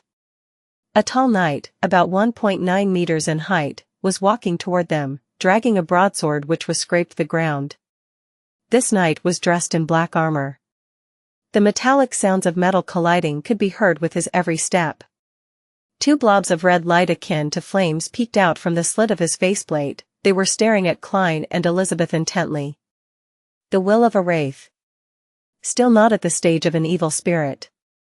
Klein, who was in his spirituality state, didn't need to activate his spirit vision. According to the classifications based on the Nighthawk's confidential information, the feelings of vengeance and injustice left behind by spirits were the weakest and easiest kinds of souls to deal with. Following those were shadows and wraiths. Evil spirits were the most difficult soul-like creatures to deal with. The most horrifying of evil spirits were said to be as strong as high-sequence beyonders. With this in mind, Klein took a step forward, blocking Elizabeth behind him. He then stomped down with his foot and shattered the dream. Multiple specks of light scattered like fireflies. Klein's spirituality returned to his body, allowing his eyes to once again adapt to the darkness of the red agate room. He saw the tools needed for divination placed around the table, as well as the dream charm that had almost finished burning. Klein felt the pinch when he saw this. Charms in the Evernight goddess's domain were all made using pure silver, so it pained his heart. Using these charms is akin to burning money.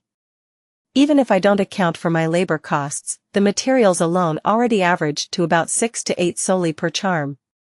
Well, he felt a little more at peace when he thought of the Beyonders from the Church of the Eternal Blazing Sunday. After all, they burned gold, the corresponding metal for the sun was gold. Elizabeth groaned softly and slowly woke up before straightening her posture. She glanced furtively at Klein and asked, "Mr. Moretti, were there any results from your divination?" "Yes." Klein nodded seriously. "Your nightmares should disappear in no more than a week. I will report this to the captain and get him to send someone to deal with it at Lamed Town." Klein added in his heart. "Really? That's great. Thank you, Mr. Moretti." Elizabeth became excited. She then suddenly creased her brows. "What's the matter?" Klein asked in concern. "Nothing. I just remembered that I have to go home now." She slowly took out a single soli bill that she had prepared and placed it on the table.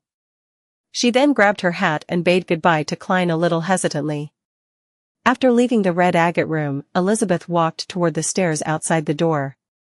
She flailed her arms after she confirmed that no one was watching and groaned softly, "Pins and needles. How numbing." In the Blackthorn Security Company, Dunn rubbed his forehead as he looked at Klein. "Did you suddenly return because you came across another supernatural incident?" "Hey, Captain, what's with that tone of disparagement?" Klein cleared his throat and answered without hesitation, "Yes."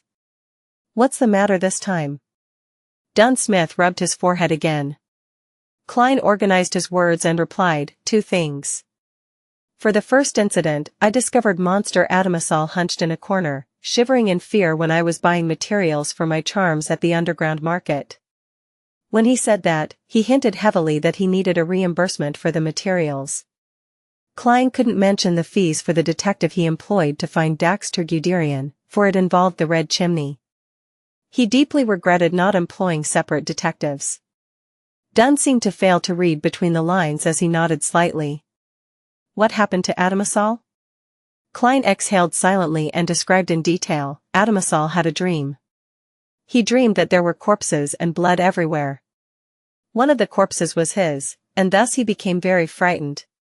Dunn thought for a moment before asking slowly, as a seer, what do you think it symbolizes? A disaster.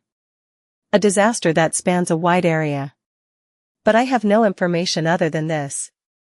Furthermore, not everything in Adamasol's dream might have a symbolic meaning, Klein said while deliberating his words. I will report this to the Holy Cathedral and see what they have to say. Dunn shook his head and said in a self-deprecating manner, this isn't something I have expertise in. Klein didn't have any other ideas either. He changed the subject and spoke about the wraith harassment Elizabeth faced. Leonard town. Is that lady a believer of the goddess? Dunn asked. Yes. Klein gave an affirmative answer. Then there should be no problems. Let's head over to Leonard town now and try to get dinner there. Oh, and bring Fry along. His abilities should prove useful if the incident involves corpses and ghosts. Dunn massaged his temples and tried his hardest to contemplate whether he had forgotten anything. If Elizabeth wasn't a believer of the Evernight goddess, then they would have to hand her over to the mandated punishers or the machinery hive mind according to her faith. If her faith didn't lie in any of the three major churches, then she would be handed over to the machinery hive mind who were responsible for the outskirts. Klein didn't speak. He waited silently for a while before finally hearing Dunn add, also, we have 3 men on the mission. We can request to use sealed artifact 3-0782. 3-0782? After a minute, Klein recalled that the sealed artifact was called the Mutated Sun's Sacred Emblem. This sacred emblem's beyonder influence seemed to be able to last a long time. It had the ability to constantly purify any corpses and spirits in a 15-meter radius. However, it had the drawback of purifying the soul of a commoner at the same time. Research data indicated that if a normal human were to stand within its radius for an hour, they would become an idiot that only knew how to praise the sun. The limit for beyonders was 6 hours. As for ghosts and corpses, they would scatter in less than a minute. To think that the captain would remember the codename for this sealed artifact. Damn, I feel that my memory is worse than his. Klein suddenly froze, nearly wanting to hang himself. Dunn Smith leaned back and looked at Klein with his deep gray eyes. You went to the Divination Club again today? Did you feel any changes over the past 2 days? 1:34. It's been more than a minute plus, turn off reset. Captain, that's the exact question I wanted you to ask. Klein nodded seriously. I feel even better. I even believe that I can pass the Holy Cathedral's examination right now. It's a kind of feeling and confidence that can't be described with words. Realizing that his answer could be a little vague, he couldn't help but add, perhaps the name of a potion is really crucial. When I strictly followed the seer principles that I derived and acted as a fortune teller, everything became perfect and easy. Yes, I can now activate my spirit vision with an even more inconspicuous manner.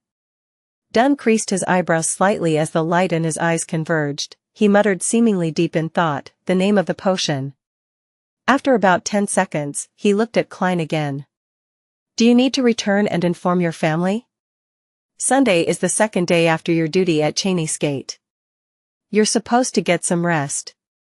Taking into consideration the fact that Elizabeth was a good friend of his sister, and that he had promised that the problem would be solved within a week, Klein answered without hesitation, we don't have to waste time.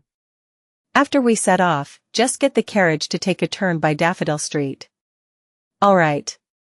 Get Fry while I fill out the application form to get sealed artifact 3-0782 out. Dunn pointed at the break room diagonally opposite. Fry was a corpse collector, so he didn't possess the abundant energy of a sleepless. If he was free, he would take a nap. Filling in the application form yourself, approving it yourself, and collecting it yourself. Captain, our management system is quite flawed. Klein lampooned silently before he retrieved his hat and exited Dunn's office to knock on the door diagonally opposite. After Klein knocked thrice, Fry opened the door and looked at Klein with undisguised puzzlement. "What's the matter?" As he was taking a nap, his hair was messy and his shirt was untidy. His cold and gloomy temperament faded quite a bit. However, he still looks like a dead person that climbed out of his coffin. Klein hid his smile and answered seriously. "There's a case that involves wraiths. The captain wishes for your assistance." "Okay." Fry lifted his hand subconsciously to smooth out his messy hair, returning him to the cold person that kept the living at bay. After he dressed up, the two of them waited by the sofa in the reception hall. The surroundings warmed up after another 7 or 8 minutes, as though the area was being exposed to sunlight. Immediately following that, they saw Dunn Smith walk through the partition while he held in his hand an ancient badge about half the size of a palm. The badge had a dark gold luster and was engraved with the symbolic signs of the sun and lines that extended to the edge. It was the sealed artifact 3-0782 from the Intis Republic, originally named the Mutated Sun's Sacred Emblem. The Intis Republic was the country that Roselle transformed from an empire into a republic before turning it back into an empire. Now, it had established itself as a stable republic and was located on the west coast of the northern continent. Its border with the Lone Kingdom included landmarks like Mid-Sea Shires, the Hornacis mountain range, and so on. Since the establishment of Intis as a nation, the Church of the Eternal Blazing Sun had repressed the Church of the God of Craftsmanship, which later became known as the Church of the God of Steam and Machinery. With it being the main religion of the country could also be referred to as the Kingdom of the Sun. "Let's set off. Fry, you'll drive. Cesare can't withstand the purification of the sacred emblem for too long," Dunn reminded them calmly. Cesare Francis was a clerk who was in charge of purchasing and collecting supplies. He was also their driver, but he was just an ordinary person. He couldn't stay more than an hour within a 15-meter range of sealed artifact 3-0782. The journey from Zutland Street to Lamud Town, according to Klein's understanding, would require at least 2.5 hours. That didn't include the time to detour to Daffodil Street. All right. Fry didn't object but checked if he had his personal items with him. When the rays of the setting sun dyed the pinnacle of the town's cathedral, the Nighthawk's carriage finally arrived at Lamud Town. The town was located at the northwest edge of Tingen. Many buildings still had the unique characteristics of the era before the age of steam. There were nearly 0 factories and the nearby villages engaged in commercial trading. After they stopped the carriage, Dunn looked at the hair salon opposite and said, "I asked one of the locals earlier. It only requires a 15-minute walk from here to the castle ruins on the mountain. It said that it belonged to a feudal lord who ruled during the 4th epoch. However, no one knows what happened after that. Of course, their description is merely a local myth. Yes, let's go over now and deal with that wraith before the sky turns dark. Then, we can take turns to watch over 3-0782 and keep it away from commoners?" From the moment Dunn retrieved the Mutated Sun's sacred emblem, 3 hours had already passed. It was getting closer and closer to a Beyonders limits. In no time, they would have to part ways and give each other time to recover. "Okay." Fry gave a succinct reply. "I have no problem about that." Klein touched the slumber charms and requiem charms in his pocket. The 3 Nighthawks in thin black windbreakers walked through the street in the town and headed toward the mountain when they reached a fork in the road. Along the way, the road was overgrown with weeds and clustered with shrubs, but it was still spacious enough to let 2 carriages pass side by side. It wasn't long until they saw a collapsed outer wall of an ancient castle. On the outer wall that was still standing, there were green plants crawling all over it while the exposed part was mottled. When he started to get close, Klein could feel a piercing chill as goosebumps formed all over his arms. "There really is a wraith," Fry said monotonously as he looked at the ancient castle. Dunn looked sideways to steal a glance at the newly promoted Nighthawk, then he laughed and said, "Don't worry. We have both 3-0782 and Fry, the wraith won't cause too much of a problem." He held his custom-made revolver in one hand and the Mutated Sun's sacred emblem in the other. He took the first step towards the ancient castle that looked like a ruin. Klein followed closely behind and prepared to pull the trigger at any time, swing his cane, or use his charms. Whoosh! Whoosh! Whoosh! When Dunn was less than 5 meters away from the ancient castle, where a broken horse stable, water well, and other fixtures were reflected in Klein's eyes, a cold breeze howled in a way that could only be described as sad and shrill. It seemed to be rejecting the uninvited guests. The 3 nighthawks didn't stop. The warm and pure feeling gradually dispersed the chill and conquered the front of the ancient castle. They scaled the pile of rocks, passing through the collapsed outer wall before slowly entering the castle, which had lost its main entrance and was filled with broken tiles. The hall of the ancient castle was full of collapsed stone pillars and was covered with moss. It was spacious, but the windows were narrow and placed high on the walls. Hence, the lighting was poor. It looked dim and gloomy inside. That's also a trait of buildings from the end of the 4th epoch and the beginning of the 5th epoch. Klein, who was a historian, instinctively made a judgment and activated his spirit vision. Just then, an illusory yet piercing roar suddenly burst out. Suddenly, from out of nowhere, a thick cloud of black fog filled the air, resisting the infiltration of warmth and purity. A tall figure suddenly surfaced amidst the black fog. He wore full body, black armor and carried a broadsword that a commoner would have found difficult to lift. The wraith looked identical to the one Klein saw in Elizabeth's dream. 2 flame-like balls of red light shone through the gap of his helmet, appearing cold, but they were staring at the 3 nighthawks angrily. "You have disturbed my slumber. You will have to pay with your flesh and blood." He suddenly launched himself forward and instantly shortened the distance to Dunn. He suddenly slashed downwards with his broadsword. Dunn retreated swiftly and lifted his hand to fire his revolver. Clang! The silver demon hunting bullet didn't manage to penetrate the illusory black armor and only produced a crisp but unrealistic sound. Klein and Fry retreated to the side simultaneously. One held a gun in one hand and aimed at the 2 balls of fire that took the place of the black-armored knight's eyes before pulling the trigger. The other nighthawk transformed his eyes into a tranquil grayish-white and focused on the wraith. The black-armored knight roared in anger again. He took another huge stride towards Dunn and swung the broadsword horizontally. Bam! The broadsword didn't hurt Dunn, but it knocked him away, causing him to land heavily by the side of the door. It left him spewing a mouthful of fresh blood. With a loud thud, 3-0782 dropped on the ground. Since it was wearing a metal boot, the wraith eagerly kicked with its right leg and sent the dangerous badge out the ancient castle's door. It was a distance beyond 15 meters from it. Klein, who hadn't managed to shoot the wraith successfully, became nervous and puzzled when he saw that scene. It was as though he was overlooking the transformation before his eyes from a calm and rational position. Bang! He fired another bullet. The silver demon hunting bullet hit the wraith's helmet and produced sparks.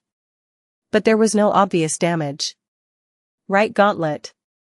Fry shouted. He was always cold and gloomy, but now his tone was filled with anxiety. No sooner had he finished talking, he lifted his revolver as well and aimed at the wraith's right metal gauntlet. Bang!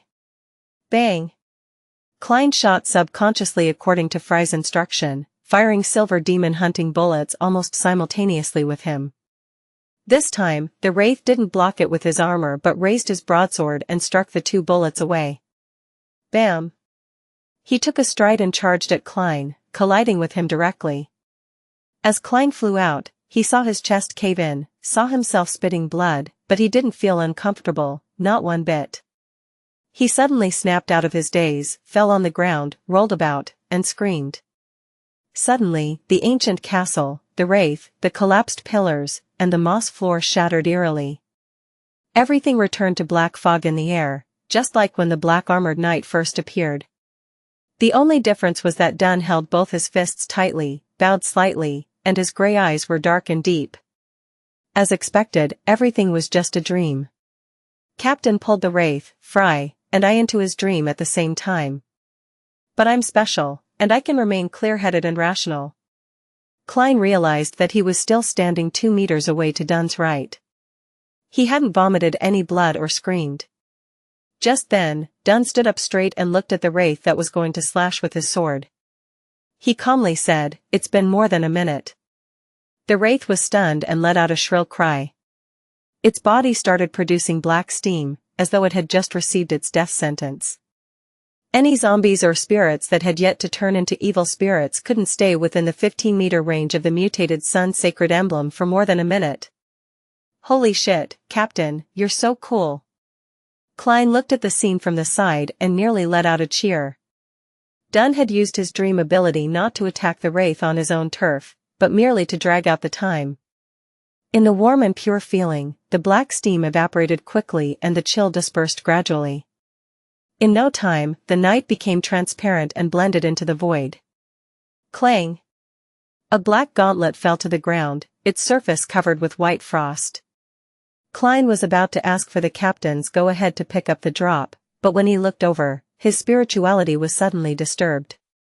Somewhere near the stairs that separated the hall and the dining hall, there was an intense yet illusory misery and uncleanliness summoning him. "There's some sort of problem there," Klein said with a serious tone, pointing at the steps separating the living room and dining room. He once read in the Nighthawk's confidential records that if similar situations appeared in one's spiritual perception, it usually implied that there was something evil and corrupted hidden at the target location. It was best not to interact with it if one wasn't confident, otherwise, one might lose their life. Sometimes, even a mere glance could result in irreversible damage. Dunn looked over, and similarly, with his high spiritual perception, he immediately sensed something wrong. He turned to look at Klein and instructed calmly, "Divine and see if we would be successful in our investigation." Captain didn't get me to divine before we entered the castle. He was rather confident. That means that he believes that the hidden thing might be more dangerous than the wraith.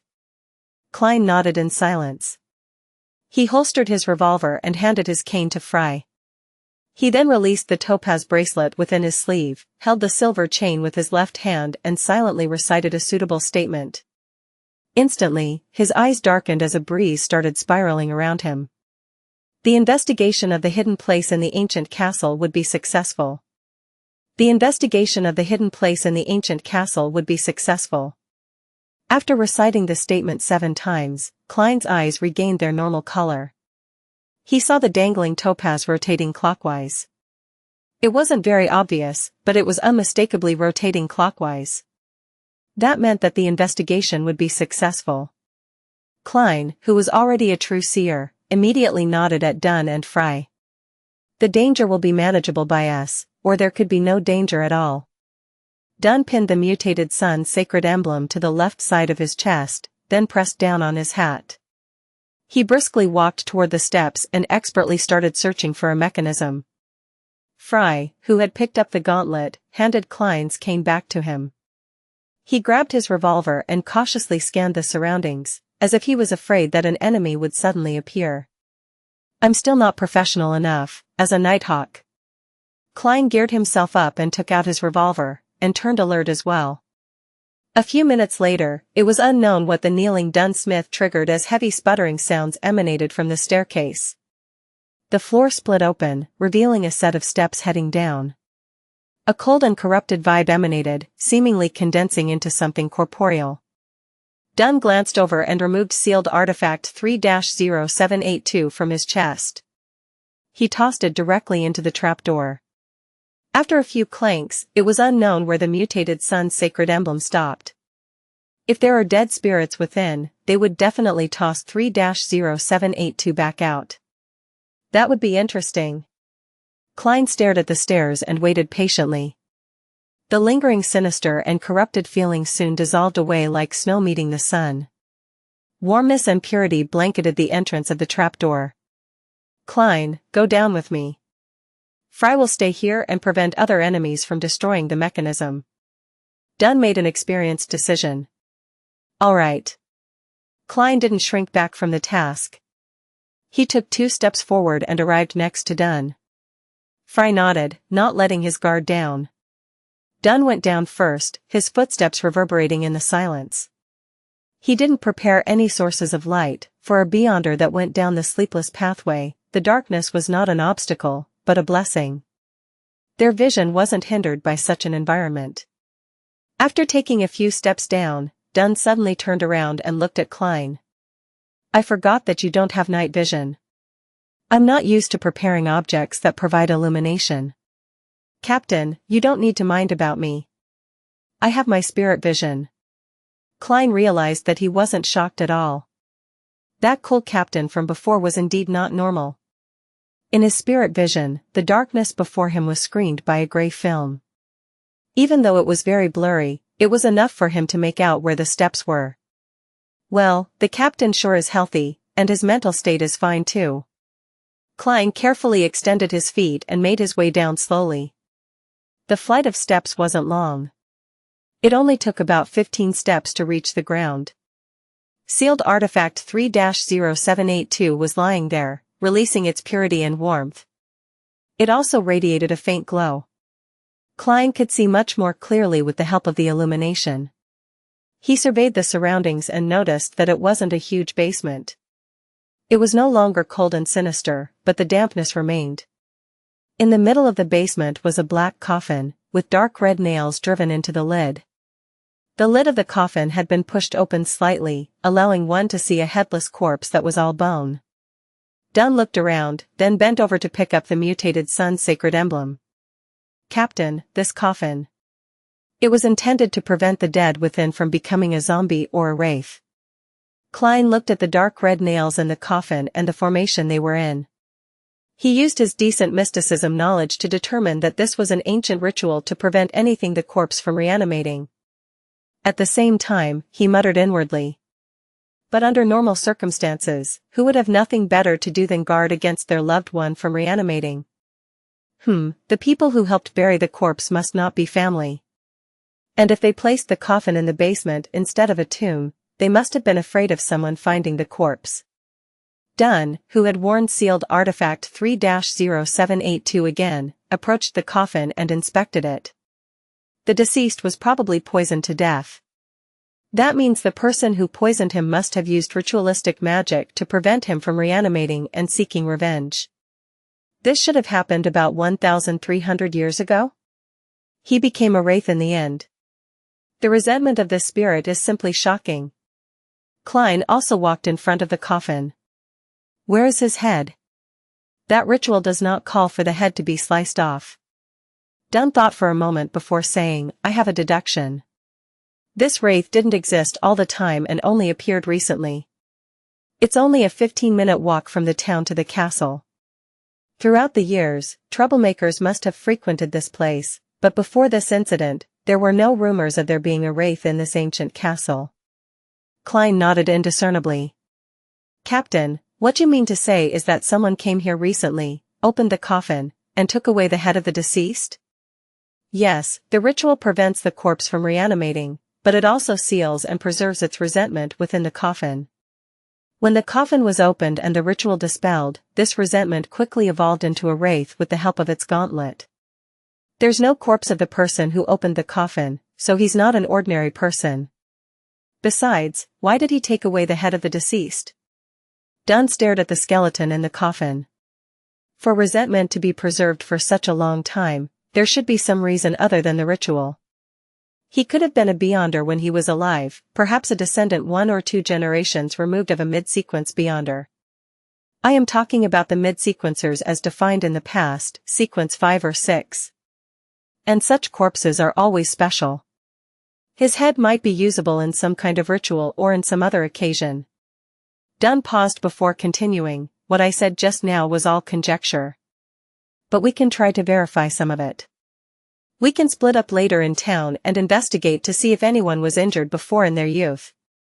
Well, if they are still alive, it would prove that the wraith only appeared recently. A logical train of thought, Klein praised. He quickly searched the basement but didn't find anything else. He tried using ritualistic magic to make a sketch of the guest that entered the basement, but because it had been more than a month since it happened, as well as the disturbed environment due to the frequent appearance of the wraith, there wasn't much of a result. He then took Fry's place, allowing the expert on the dead to conduct further tests. 15 minutes later, as the sun was vanishing below the horizon, Dunn and Fry followed the steps and returned to the hall of the ancient palace. Dunn felt for the switch to the trapdoor while Fry gave a short description. The deceased was indeed poisoned to death.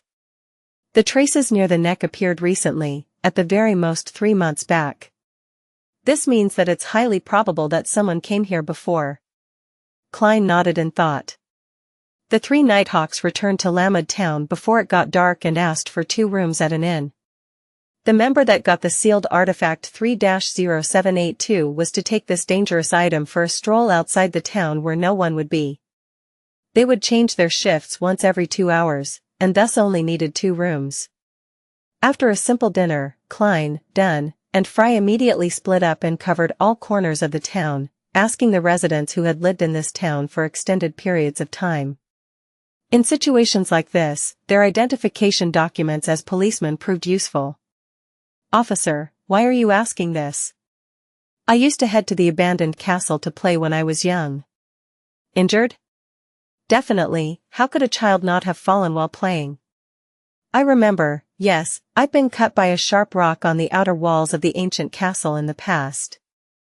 A 40-year-old blonde man looked puzzledly at Klein, but answered his question honestly. This was the 14th person Klein had asked, of which 2 vividly remembered being injured in the castle when they were young.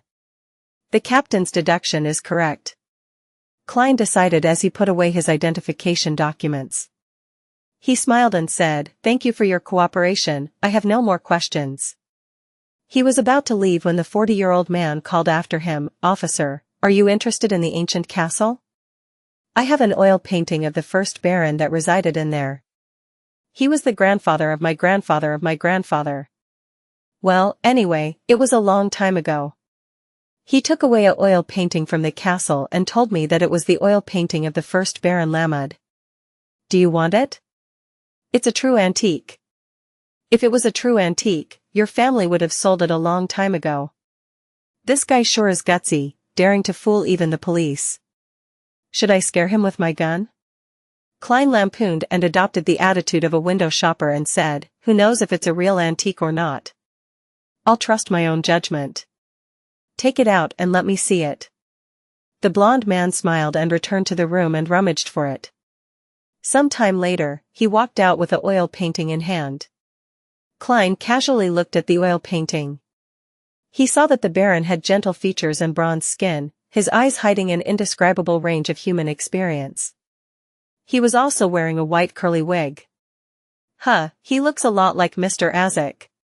Klein's eyes suddenly opened wide, his gaze subconsciously falling below the right ear of the Baron.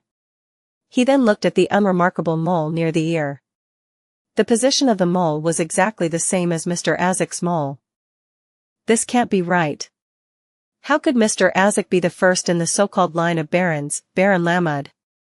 This is a figure who lived 14 or 1500 years ago. No way, how can I be sure that the person in the portrait is the first Baron Lamed? Klein looked at the oil painting, his mind buzzing in confusion. It was like everyone around him had become monsters or a dream where the entire world was filled with gods. He looked up and stared at the blonde middle-aged man. He extended his hand to grab his revolver from his armpit holster and said in a deep voice, "This is not an antique. If you don't clarify the situation, I will arrest you and charge you with fraud." He didn't care if prosecution fell under the police department. His only goal was to threaten the man to get information. At the same time, Klein clicked his left molars twice to activate his spirit vision. Then, he looked at his target's emotional color changes. The blonde man jumped in fright and said in a panicked, muffled voice, "No, I'm not sure if it's an antique either." "No, I heard that it's an antique, but I don't know much about such things. I really have no idea. I don't even know many words, words." His eyes darted around anxiously, seemingly about to cry for help. Just then, he saw Klein adjust his revolver's cylinder and hammer. He looked as though he was going to shoot a suspect that resisted. He suddenly stood straight and stopped looking around. "Where did you get the oil painting?" Klein asked heavily. The blonde man's lips quivered as he said with a fawning smile, "Officer, this is what my grandfather found in the ancient castle, more than 40 years ago. An outer wall and the room on the second floor collapsed, revealing these items that people couldn't find in the past. One of them was the oil painting. No, not this oil painting. The original oil painting was torn and couldn't be preserved. So, my grandfather found someone to make a copy of the painting. The one you saw just now, I didn't lie to you. An oil painting from 40 years ago could really be considered as an antique. Are you sure that this is the portrait of the first Baron Leonard? Klein stroked the trigger and made sure the man's gaze didn't move an inch. The blond man chuckled and said, I'm not sure, but I'm guessing so. Reason? Klein nearly laughed at the man's shamelessness. Because there wasn't any labels on the oil painting, the blond man replied seriously for once. Just like I'm called the scoundrel Grey, my father is called the curly-haired Grey, and only my grandfather was the real Grey. Klein exhaled silently and asked, Where's your grandfather? In the cemetery, he's been buried there for almost 2 decades. Next to him is my father who was buried 3 years back, the blond man answered honestly. After Klein asked a few questions from different angles, he adjusted the cylinder in front of the blond man and put it back into his armpit holster. He put away his police identification and turned around in his black windbreaker before walking towards the motel with his hands stuffed into his pockets. He walked quietly along the street underneath the dim light that was shining out from the houses that lined both sides of the street. I can't confirm if the portrait is that of the first Baron Leonard.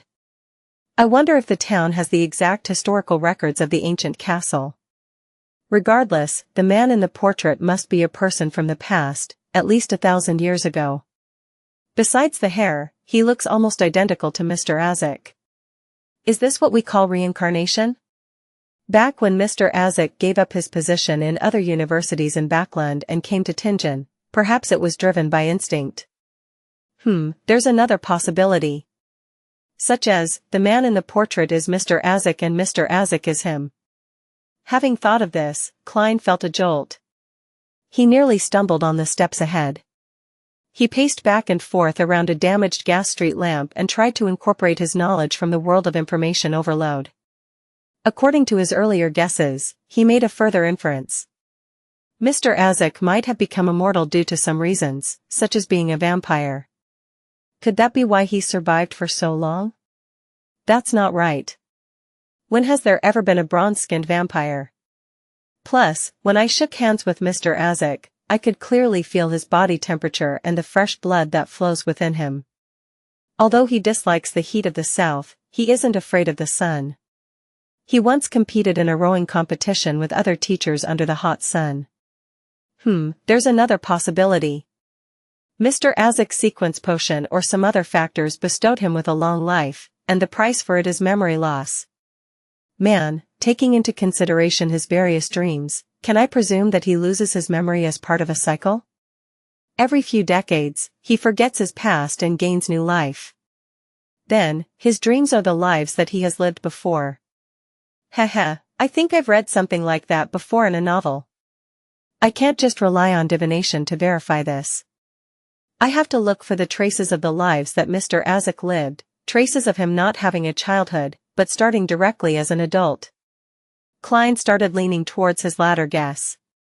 However, he temporarily couldn't eliminate the possibility of reincarnation. He reined in his chaotic thoughts and considered carefully whether he should inform Captain Dunn about it. If Mr. Azek was a beyonder that lived for 1,000 years, his ability would be much stronger than I imagined. He advised me out of kindness. However, it would be hard to say if he will remain kind when I find clues about his past. But Mr. Azek has been nice to me all this time. To involve the Nighthawks would result in a non-trivial possibility of harming him. Sigh. It looks like I must divine this matter in the world above the grey fog. This is the most proper choice for a seer. Klein made the decision and returned to the hotel quickly. Since Dunn and Fry had yet to return, he seized the opportunity to get another room at the cost of one solely. After he entered the room, Klein made a spirituality wall with the assistance of holy night powder. Then, he took 4 steps counterclockwise, went through the mad ravings, and arrived above the grey fog. The lofty palace stood tall and silent while the ancient, mottled bronze table and 22 high chairs remained the same. Klein took the seat of honor and made a brown goatskin and black fountain pen appear before him. He picked up the pen and wrote seriously, "I should tell Dunn Smith about Mr. Azek." Then, he took the topaz pendant from his left sleeve and did a spirit pendulum divination. The spirit pendulum divination resulted in the pendulum spinning counterclockwise, which meant that he shouldn't tell him. Putting down the topaz pendant, Klein thought about it and decided to make an attempt with dream divination, just to be sure. Thus, he changed his divination statement to, "The result of hiding matters related to Mr. Azek from the Nighthawks."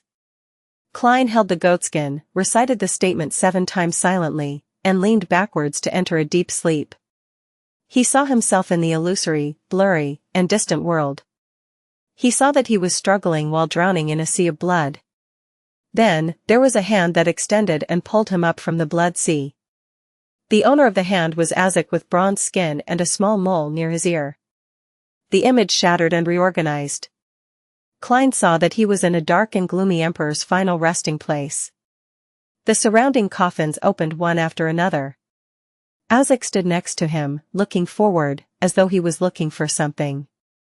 Just then, Klein exited the dream in an instant and saw the illusory, gray, and boundless fog.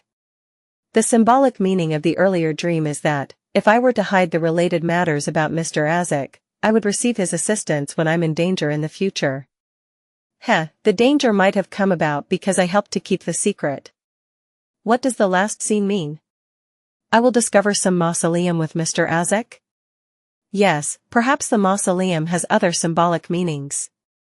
Klein clasped his hands together and supported his chin while he interpreted the contents of the dream divination. Combining it with the earlier result of the pendulum divination, he decided to not report his inference to the captain, but merely bring up that a townsfolk had taken out a portrait of the first Baron Lamud, and that the portrait looked like a history teacher in Koei University. Klein couldn't be sure that Dunn wouldn't hear about it elsewhere, so he had to at least mention it. Of course, Dunn was unfamiliar with Azek and didn't know of his recount and strange dreams, so he would find it difficult to connect them. Klein even suspected that the captain wouldn't quite remember what Azek looked like. Then, he stopped thinking further and planned to leave the world above the gray fog. Just then, he noticed the crimson star that had been silent all this time was twinkling with faint light again. Klein extended his spirituality with interest and saw the young man that spoke Jotun again. He saw him kneeling before a pure crystal ball. The young man was still wearing the black tights that were different from the clothing of countries in the northern continent. His facial features were blurry and distorted, but Klein could faintly see his brownish-yellow hair. He knelt there and prayed with an unusual pain in his tone. Klein leaned sideways to hear. He relied on his beginner-level Jotun and barely understood what the young man was saying. "O magnificent deity, please cast your eyes on this land that you have forsaken. O magnificent deity, please allow us, the people of the dark, be freed from the curse of our destiny. I am willing to dedicate my life to you, using my blood to please you. A land that was forsaken. People of the dark. Magnificent deity." Klein murmured the few key words and suddenly thought of a place that the hanged man had mentioned once. The forsaken land of the gods. It appeared in Roselle's diary too. He even sent out a fleet to search for it, but it was fruitless. Klein squinted his eyes and wondered if he had guessed correctly. He tapped on the edge of the long bronze table with his fingers. After 3 taps, he came to a decision.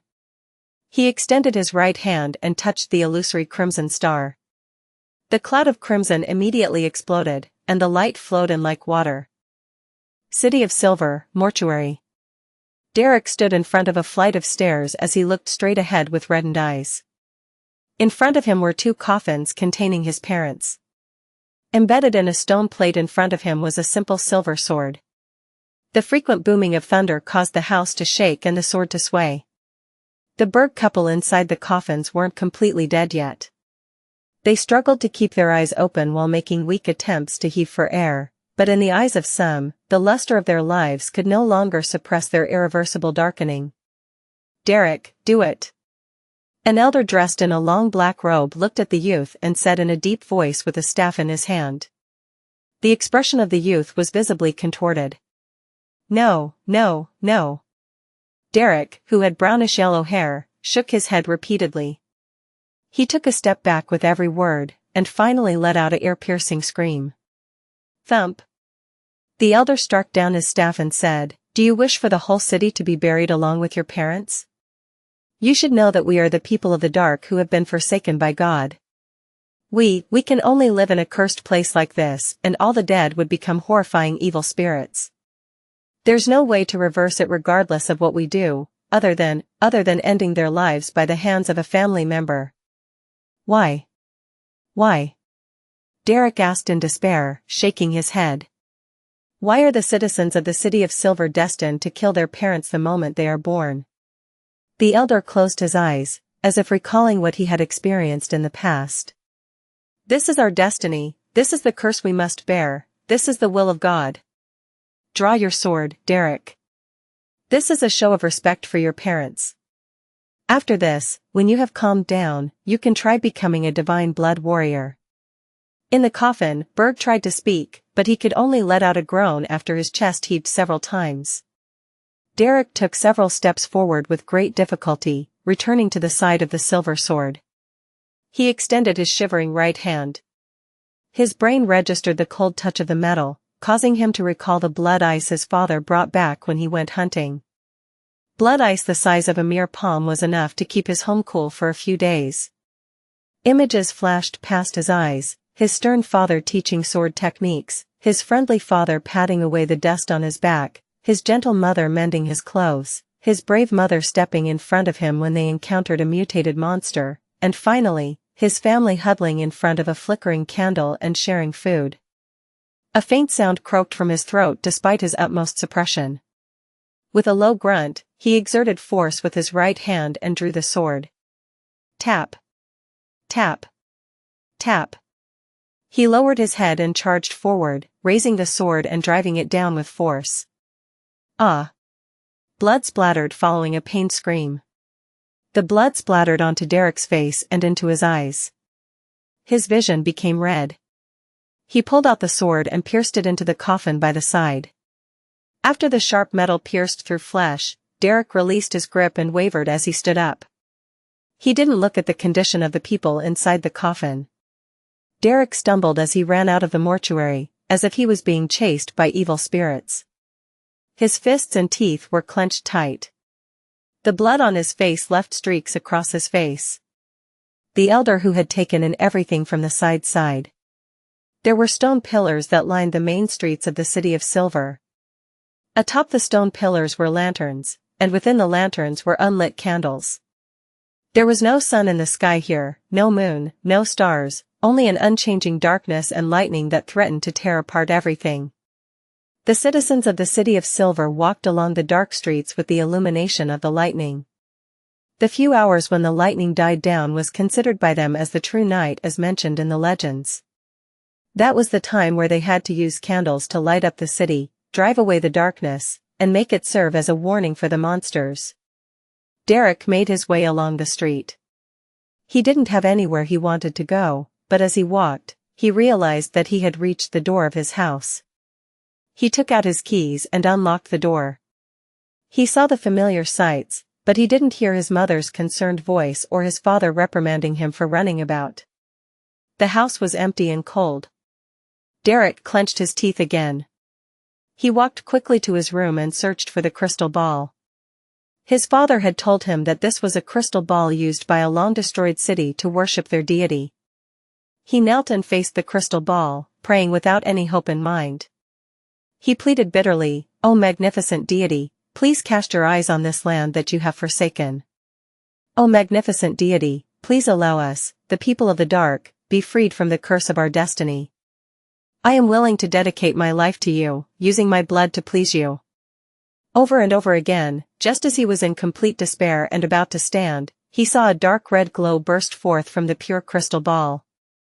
The glow was like flowing water, instantly swallowing Derek. When he regained his senses, he realized that he was standing in a magnificent palace supported by giant stone pillars.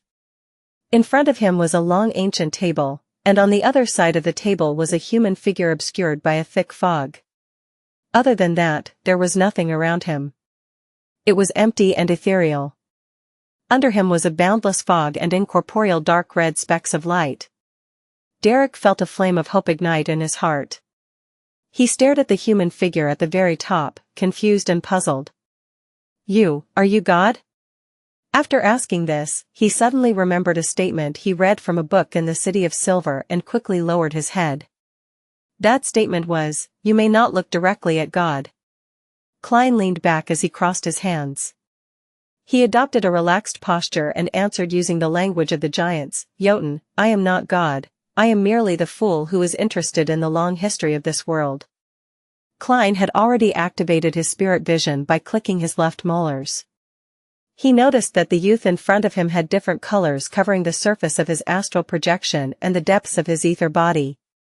This meant that he was not a beyonder. The fool. Derek ruminated over the term and, after a long silence, said with difficulty, "I don't care if you're God or the fool, my prayers will not change. I hope that the people of the City of Silver will be freed from the curse of their destinies. I hope that the sun and sky described in the books will appear in our skies. If possible, I wish that my parents can be revived." "Hey, I am not a wishing well." Klein put down his hands and laughed. "Why should I help you?" Derek froze. He thought for some time before saying, "I will offer my soul to you. I will use my blood to please you. I have no interest in the soul and blood of a mortal." Klein smiled and shook his head. He saw the color of the youth's feelings turn into the color of despair bit by bit. Without waiting for the youth to speak, Klein nonchalantly said, "But I can give you a chance. I am a fool that likes a fair and equal exchange. You can use what you can attain to exchange with me, or people like you, to exchange for things you want. But remember, they must be equal in value. This can make you powerful. Perhaps one day, you can rely on your own strength to free the City of Silver from its curse and make the sun appear in your sky once again." Based on the youth's description, Klein was confident that the City of Silver was the so-called Forsaken Land of the Gods. Of course, he couldn't be certain of this for the time being. After all, the religious literature claimed that the world existed in a sunless state during the first epoch, the Chaos Epoch. No one knew if there were any other strange lands that the countries of the northern continent were unaware of, other than the Forsaken Land of the Gods. Derek listened quietly. He lowered his head in silence and replied after a while, "I want to become the sun. I wish to obtain the formula of the corresponding starting sequence potion from you." Sequence, potion, the sun. The sequence pathway that the Church of the Eternal Blazing Sun possesses. From the looks of it, we exist in the same world. The term sequence was born from the revelation of the first blasphemy slate, which happened at the end of the second epoch, the Dark Epoch. In other words, if the City of Silver is really the Forsaken Land of the Gods, this means that it was split apart from the southern and northern continents at the end of the second epoch. Could this be related to the cataclysm of the third epoch? According to the legends, the Evernight Goddess, Mother Earth, and the God of Combat descended upon this world and protected humans from the cataclysm along with the Lord of Storms, Eternal Blazing Sun, and the God of Knowledge and Wisdom. Klein obtained a fair bit of information from the youth. But he had trouble interpreting what the youth was saying, and even more trouble organizing his words, as he wasn't fluent in Jotun. Luckily, ancient Fasak was derived directly from Jotun. Klein could be described as an expert in that area, and thus, he could master Jotun relatively quickly, preventing him from making a fool of himself. Klein maintained his posture. He replied with a calm tone, "We can discuss this transaction in the future. Do not go out for the next 2 days. Try your best to not be in the same room as anyone else." He didn't know the unit of time used in the City of Silver, much less the time difference it had with the Lone Kingdom. All he could do was generalize it as tomorrow and wait until the tarot gathering was over before he told him that was the time for future meetings. Klein knew that there was a term for day in the Jotun, and thus deduced that the youth would understand even if the City of Silver didn't use it as a measure of time. "All right, I'll follow your instructions," Derek replied with his head lowered. He didn't have any objections. Klein heaved a sigh of relief. He tapped his fingers on the side of the table and said, "Before I send you back, let me first complete our equal exchange. I gave you a chance to be strong, and you have to give me something equal in return. I have said that I am the fool who is interested in the long history of this world. What I ask in return is the history of the City of Silver, everything that you know." Derek thought for a moment before replying softly, "I will describe it faithfully.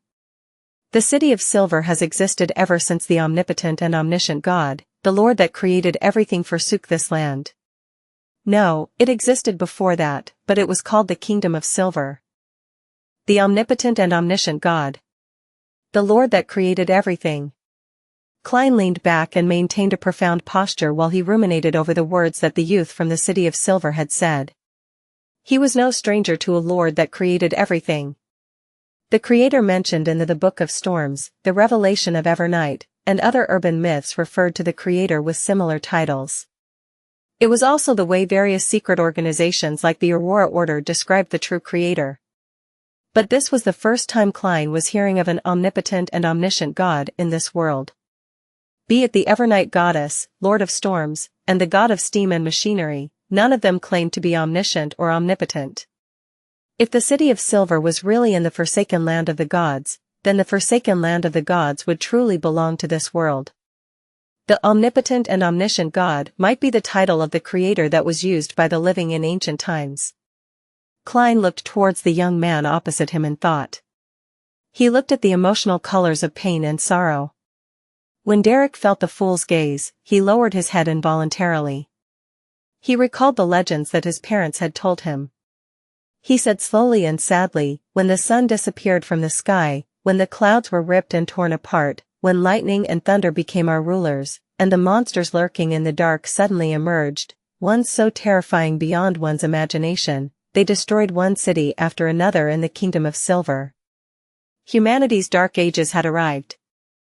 The remaining experts in the City of Silver then relied on their united power and 2 magical items before they finally warded off the attack of the things of the dark. They gradually eradicated the monsters within a 1-day journey of the city, and they established a city-state that protected the last light of human civilization." A standard textbook description. Klein couldn't help but comment in his head. The young man's description made him feel that the City of Silver was in a different world than the northern continent. Maybe this is the unique characteristic of the forsaken land of the gods? He thought, without revealing his emotions. Derek calmed his breathing and continued, "During the first few decades, plants couldn't grow. The City of Silver had a severe lack of food, and we could only hunt dark creatures or mutated animals to relieve our hunger. The population dropped drastically. Fortunately, we found black-faced grass. It could survive under such circumstances, and it became our only reliable and stable food source. It was said to be the final intervention that the magnificent God left for us. It allowed one generation after another to live on in the City of Silver. It persisted in the Dark Ages for 2,582 years. The passage of time was recorded by a long line of chiefs. For the rest of the people in the City of Silver, we call periods of frequent lightning day, and when the lightning subsides, we call it night. It's a rather confusing system, and it makes exact dates difficult to pinpoint. Such a magical place. Klein was glad that he hadn't talked about tomorrow, but instead vaguely mentioned the following 2 days. Derek briefly talked about the few memorable incidents in the City of Silver's history and said, when the population returned to a certain level, the number of Beyonders increased. The 6-member council started forming elite troops to explore the dark. We have now explored all of the original territory and nearby cities. We are advancing towards the darker and more terrifying depths of the dark. At the border, we found cities with strange architectural style, but they were destroyed at some point. We suspect that they were sanctuaries built by other remaining humans. Unfortunately, they still lost to the things of the dark in the end. The things of the dark that he mentioned should be a reference to monsters that hide in the dark, ones that are beyond imagination. Klein nodded indiscernibly. The Kingdom of Silver was once ruled by the Giant King. Hence, the Beyonder chain that we are in control of is the Giant Pathway, also known as the Divine Blood Warrior Sequence Pathway. When we killed certain monsters and explored those destroyed cities, we obtained potion formulas of other sequences. However, the sequence pathways are incomplete, Derek said, moving on to explain the current situation in the City of Silver. Upon hearing that, Klein's mind jolted. Although he didn't change his posture much, he was obviously paying more attention. I love knowing more about sequence potions. The Giant King. The City of Silver and the Northern Continent share the same history? The second epic's history. Killing a monster causes it to drop a formula? Is this a game? No, there's another possibility. Those monsters were once human, Beyonders. Klein suddenly felt a heavy weight on his shoulders. Derek saw that the fool didn't reply. He clenched his teeth, pondered, and said, the names of the giant sequence pathway are Sequence 9 the Beyonder Warrior, Sequence 8 Gladiator, Sequence 7 Weapons Master, Sequence 6 Dawn Paladin, Sequence 5 Guardian, and Sequence 4 Demon Hunter. Only the elders in the 6-member council know the names of the higher sequences. Sequence 4 Demon Hunter. This is the name of a high sequence potion formula? This is the first time I've heard something like this. Klein felt delighted at the fact that he finally learned one of the names of the higher sequences. However, he suspected that it was a name from ancient times, which would be different from the current version in the Northern Continent, just like the Windstorm Priest and the Seafarer. Oh, Beyonder Warrior, Gladiator, Weapons Master. Sounds familiar. Oh right, the sequence pathway that the Church of the God of Combat has in control is very similar to this. Sequence 9 Warrior, Sequence 8 Pugilist, Sequence 7 Weapons Master. Due to the limits of his security clearance, Klein only knew the titles of the first 3 sequences that the Church of the God of Combat had in control, but the similarity between the 2 pathways was still obvious. Based on the core meaning, they are basically identical. The complete sequence that the Church of the God of Combat mastered is the so-called giant sequence pathway. It is said that there was a god that emerged in the third epic, which was the Cataclysm epic, to inherit the estate of the Giant King? Or could it be that he himself was an ancient giant? Klein analyzed and judged while he maintained his calm appearance. Derek continued to explain. After we pulled through the initial hardships, the City of Silver has been ruled by a 6-member council ever since. The elder that enjoys the highest position in the council is called the chief. The other 5 are equal in rank. The current 6-member council is formed by 3 demon hunters, 2 guardians with the greatest potential, and a shepherd. The City of Silver has 3 high sequence Beyonders. Demigod-like experts. These 3 alone could destroy the Tarot Club 100 times over. Klein felt a little afraid. He had yet to attempt recruiting someone under the nose of a high sequence Beyonder. However, since the young man was just a mere commoner, with him not even at sequence 9, it was unlikely that he would gain the attention of the upper echelons for a long time. Thus, Klein relaxed again. Is Shepherd from another sequence pathway, perhaps from one of the incomplete pathways? Sounds reminiscent of the style of the Aurora Order. The member from the Aurora Order that wrote a letter to Mr. Z, what was his name again? He kept mentioning the Lord's Lamb. Klein maintained his leisurely posture and asked casually, Shepherd? Yes, this is a sequence pathway that we found from a city that the Things of the Dark destroyed. It only reached sequence 5 Shepherd, but Elder Norwaya is very strong, very strange, and very scary. It is said that she once won against an evil spirit at the level of a high sequence Beyonder without getting injured. Therefore, when there was a vacancy in the 6-member council, they made an exception for her, Derek, feeling a little fear. Klein thought, then smiled as he asked, what's the sequences before Shepherd? I find them familiar. As you know, a sequence's historical name and its current name is always different. In the City of Silver, the names of potions have never changed, Derek refuted instinctively. He then lowered his head and said, Sequence 9 Secret Suppliant. Indeed. Klein was satisfied when his guesses were confirmed. This is the name of Sequence 9 from the Aurora Order. Sequence 8 is Whispered, Sequence 7 Shadow Ascetic, Sequence 6 Rose Priest, Sequence 5 Shepherd. Derek recounted what he knew. Whispered, listener, they are about the same. I know more than the information provided by the Tinjin Nighthawks. In a good mood, Klein beckoned for Derek to continue.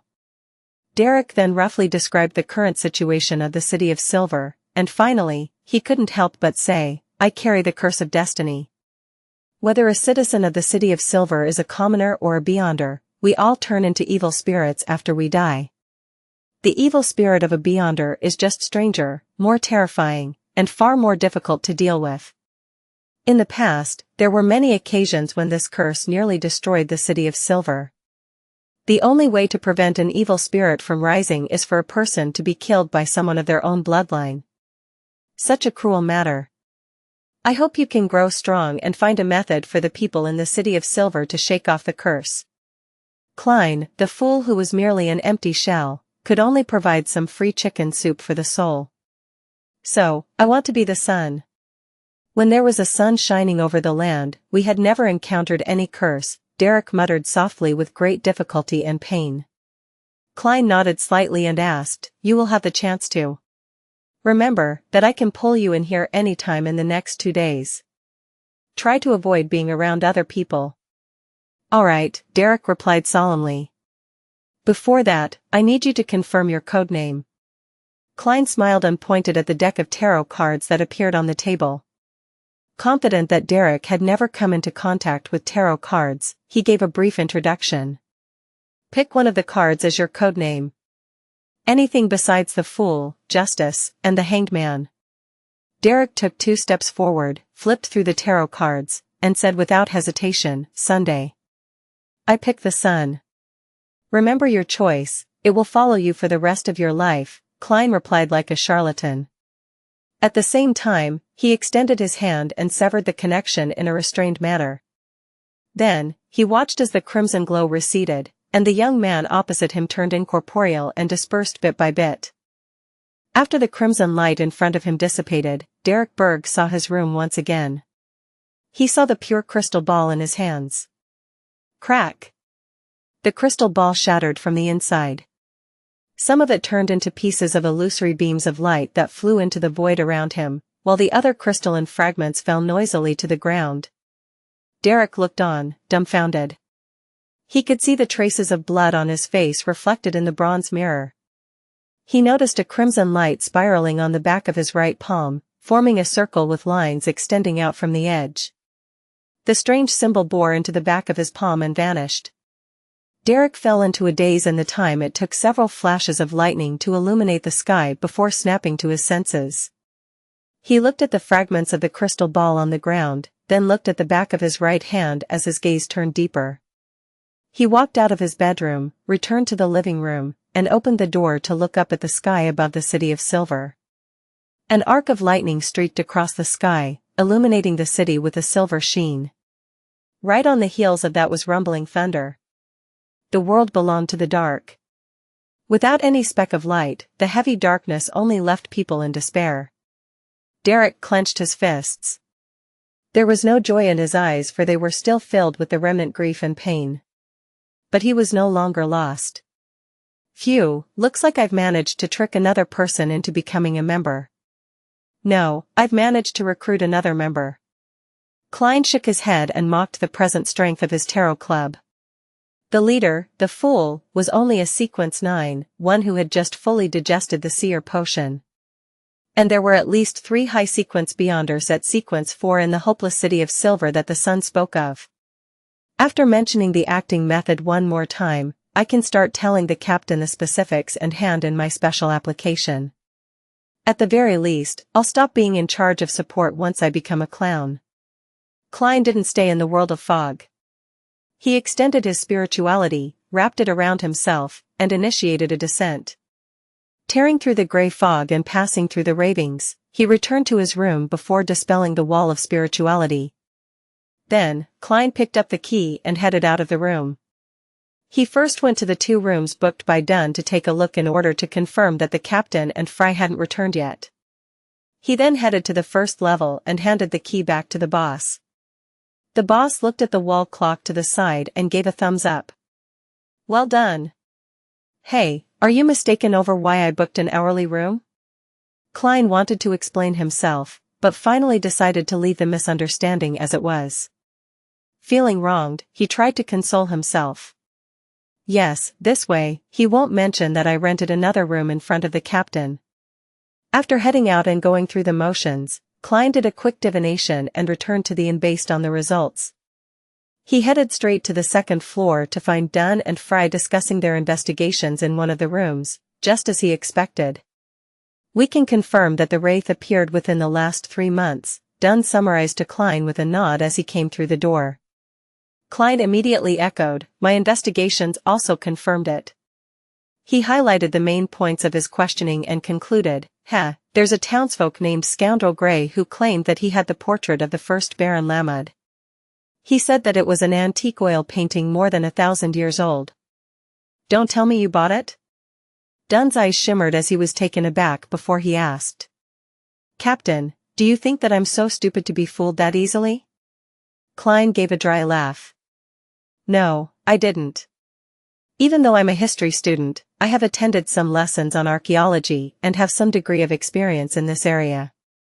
I can more or less determine if something is fake. The person in the portrait looked a little like my history teacher, Mr. Azek. He casually mentioned the most important piece of information. And indeed, Dunn didn't pay too much attention to it.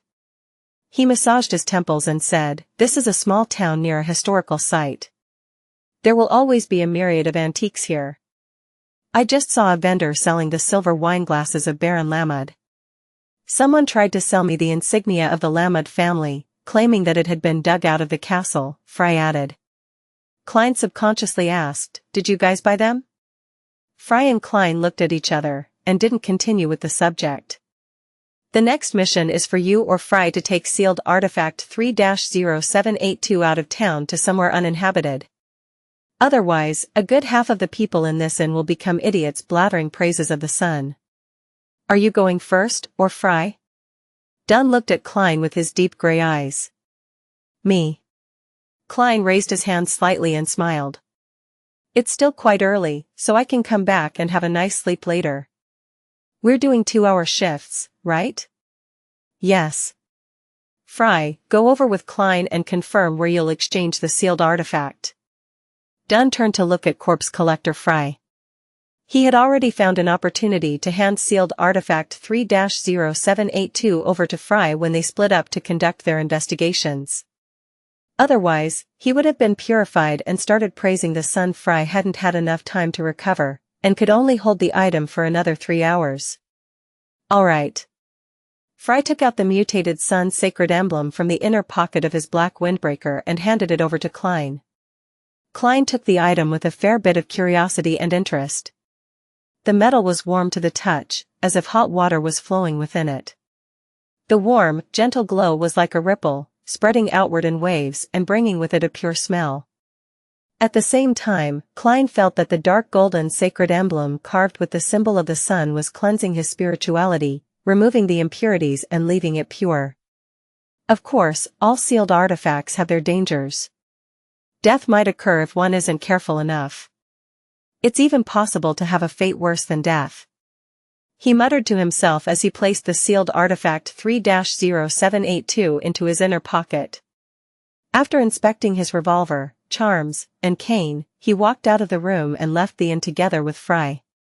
They headed straight for the outskirts of Lamed town. The two circled an area beside a sparse and deserted forest and confirmed that there was no one within dozens of meters of them. Chase away anyone who approaches you, Fry coldly reminded, I'll come to take your place in 2 hours. Sounds good, Klein replied with a smile. After seeing Fry enter the town, he found a tall boulder he had eyed previously. He picked up some leaves from the tree beside him and wiped the surface of the boulder. He then touched the top of the stone with his finger and inspected the stone under the light of the crimson moon. After confirming that it was clean, Klein put on his black windbreaker and sat down. Why stand when you can sit? Klein thought to himself. After a few minutes of silence, he looked at the dark, quiet, and rather scary forest. He couldn't help but stand up, taking out several metal bottles from his hidden pockets and scattering their contents, herb powder and essential oils, around the boulder. Klein recited an incantation in Hermes. With the help of the materials, he created a barrier of spirituality, sealing the area he was in. He did this simple ritual for 2 reasons. First, he didn't want to rely too much on his premonition for danger as a seer to defend against corpses and spirits launching a sneak attack against him. The second reason was to keep the bugs away. This is 100 times better than insect repellent. Klein sat back down, satisfied. After sitting there for a few minutes, Klein took out sealed artifact 3-0782 out of curiosity. He began a detailed inspection of the mutated sun sacred emblem. I wonder if I could use divination to find out its origins and how it became special. He took out the pen and paper he always had on him and wrote a statement, the origin of the mutated sun sacred emblem in my hands. As a qualified and true seer, Klein had made the preparations needed to divine anywhere. After reciting the statement 7 times, he closed his eyes and entered a state of cogitation, using that as a launch pad to propel him into his dreams. All he saw were fragmented pieces of light in his dreams. Other than that, he didn't learn anything else. Yes, the church must have gotten other seers to attempt the same thing in the past. The fact that there is no mention of its origins must mean that there was no result from the divination, just like what happened just now. Klein sighed. He then thought, I wonder what would happen if I eliminate the interferences?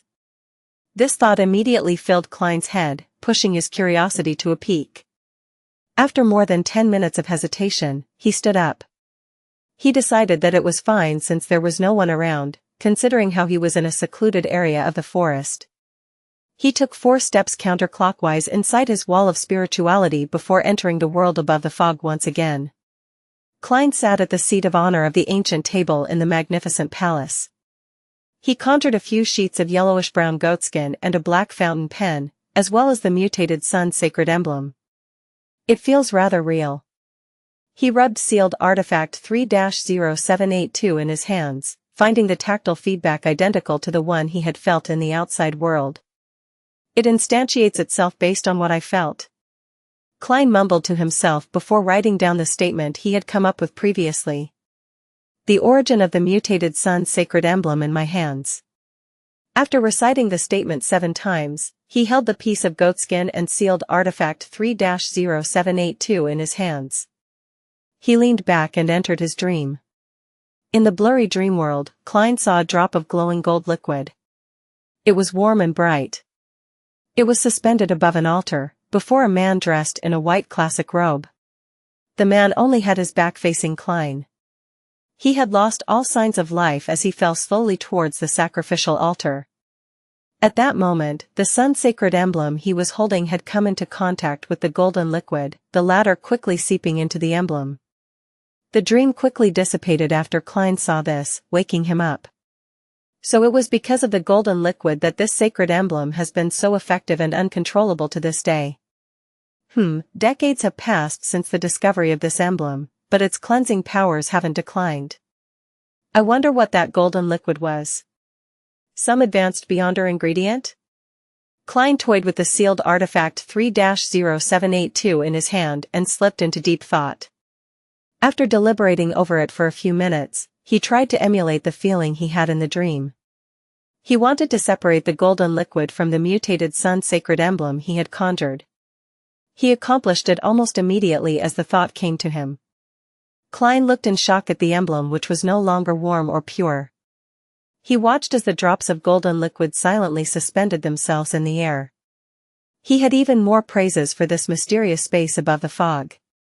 This is practically a miracle, even if the separation and instantiation here isn't real. The origins of this drop of golden liquid. He penned down a new statement with great excitement. The origins of this drop of golden liquid. After reciting the divination statement 7 times, Klein held on to the goatskin and the illusory golden liquid before leaning back in his seat. He didn't know if he could divine with the item that was instantiated based purely on a feeling. All he could do was make bold assumptions and carefully seek confirmation. In seconds, Klein's eyes darkened, turning from brown to black as he entered a state of cogitation. His eyelids drooped down and he saw the illusory yet blurry dream. In the blurry world that looked in shambles, a golden, glaring sun suddenly appeared. A low grunt resounded across the void. The pure and clean light suddenly lit everything up as the golden burning flame swept outwards. Boom! Klein was instantly expelled from his dream world and flipped onto his side as he shivered. His body seemed to become a huge bonfire which burned with a raging flame. At that moment, his thoughts were all over the place. No proper idea could form from the chaos in his mind. Rumble. The mysterious space above the gray fog shook violently, and the lofty palace collapsed inch by inch. The ancient, mottled bronze table broke into a few pieces. The terrifying changes only continued for 3 seconds before the world above the gray fog returned to tranquility as though nothing had happened. The gold flame on Klein gradually extinguished. He rolled around on his charred skin as he groaned in pain, until he eventually regained his ability to think. He supported himself on the armrest of the high chair and stood up with great difficulty. He was terrified and confused about what had just happened. He had never imagined that a mere divination would result in such consequences. He panted and lifted his head to survey his surroundings. He realized that the lofty palace and ancient bronze table, which looked like they had stood unchanged since ancient times, had been damaged. In the world above the gray fog, which had never experienced any abnormality, it was simply an unprecedented level of damage. What happened? Did my divination point towards some unfathomable existence? Klein calmed down slightly and let his burned flesh shed while he speculated. If I wasn't protected by this mysterious space above the gray fog, there might not even be ashes of me left behind. Could that drop of gold liquid be the blood of a god? Did I see the eternal blazing sun, or some powerful angel of his? No, that was the sun, so I think it was the former. Damn, did I just look directly at a god? Klein felt more fear as he thought about it. He felt that he had nearly died. Those who know nothing fear nothing, but those who don't court death won't die. In the future, I can't just divine anything and everything. Who knows what I'll see? If that were to happen once more, I don't know if this mysterious space could even shelter me from fatal damage. When that happens, I'd actually die.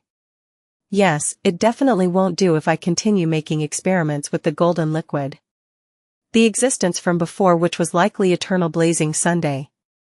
He must have sensed the sudden, hidden and unexpected influence from the divination above the gray fog and failed to respond in time. If he were prepared, this mysterious space might not have been able to withstand the repercussions. Having come to this realization, Klein's body had already returned to normal. It was no longer charred, but compared to before, he was dimmer and more incorporeal than before. He lifted his hand to massage his temples and commanded with his mind to restore the palace and the long table. Then, the palace that looked like the home of a giant and the long table cast out of bronze returned to normal. Everything looked like it had before. Klein sat down and leaned against the back of the chair. He mocked himself and said, "Well, this isn't entirely bad. At least I know the limit of the mysterious space and I have a certain goal. Only powers approaching the angels of the gods can completely influence the power of the area above the gray fog. Sigh, I have to add another new rule to my seer principle. Do not randomly divine things that involve a high-level entity. Yes, I shouldn't hastily activate my spirit vision either. If I were to look directly at things that shouldn't be looked at directly, it might be game over. In the outside world, I don't have the mysterious space to fend off most of the negative effects." After a while, Klein's expression turned odd because some knowledge was reverberating in his head. Yes, knowledge. In the short time he had spent with what appeared to be eternal blazing sun, Klein was constantly in his divination state. Hence, he could instinctively divine certain matters and knowledge from the being that he was looking at. He quickly used a dream divination to recall and organize what he had gathered that wasn't his primary objective. He picked up the black fountain pen and wrote one line after another. 1. Do not look directly at God. 2. Pure white angel. 3. The technique of making a flaring sun charm. It's a relatively high-level charm in the domain of the sun. Its potency can last a year before it deteriorates. There's no need for a ritual to pray to the eternal blazing sun, but the procedure requires the sealed artifact 3-0782 to take the ritual's place. It will siphon power from the mutated sun sacred emblem. 4. Extremely hostile towards Lord of Storms and God of Knowledge and Wisdom. 5. Bard Potion Formula. Main ingredients: a crystal sunflower or an adult flint bird's tail feather or a fire bird's tail feather. A piece of siren rock or a singing sunflower. Supplementary ingredients: a blade of midsummer grass, 5 drops of July wine juice, a blade of elf dark leaf. 6. Light Suppliant Potion Formula. Main ingredients: a piece of brilliance rock or powder of dazzling soul or blood of a mirror hedgehog or the heart of a magma titan. Supplementary ingredients: a golden-edged sunflower, 3 drops of aconite juice. 7. Priest of Light Potion Formula. Information of main ingredients missing. Supplementary ingredients: 5 grams of rosemary, 7 drops of fingered citron juices, rock water. 8. Sequence 4, Unshadowed Potion Formula. Main ingredients could be the golden blood of God extracted from the mutated sun sacred emblem. It could also be replaced with 3 adult sun divine bird's tail feathers and a piece of holy brilliance rock. Information of supplementary ingredients missing. After writing down the 8 lines, Klein couldn't help but rap the edge of the long bronze table. He had gained way more than he imagined. He was already satisfied with surviving his reckless divination earlier, but now he had received an unexpected survival reward. From the confidential information he received from the Nighthawks, he knew that the sequence pathway that the Church of the Eternal Blazing Sun held was called Sun, and its sequence 9 was Bard.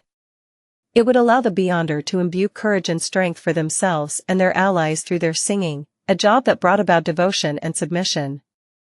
Their slogan was "Let us praise the sun." The corresponding sequence 8 was Light Suppliant. They could cast spells and hold rituals from the sun's domain which were very effective against corpses and spirits.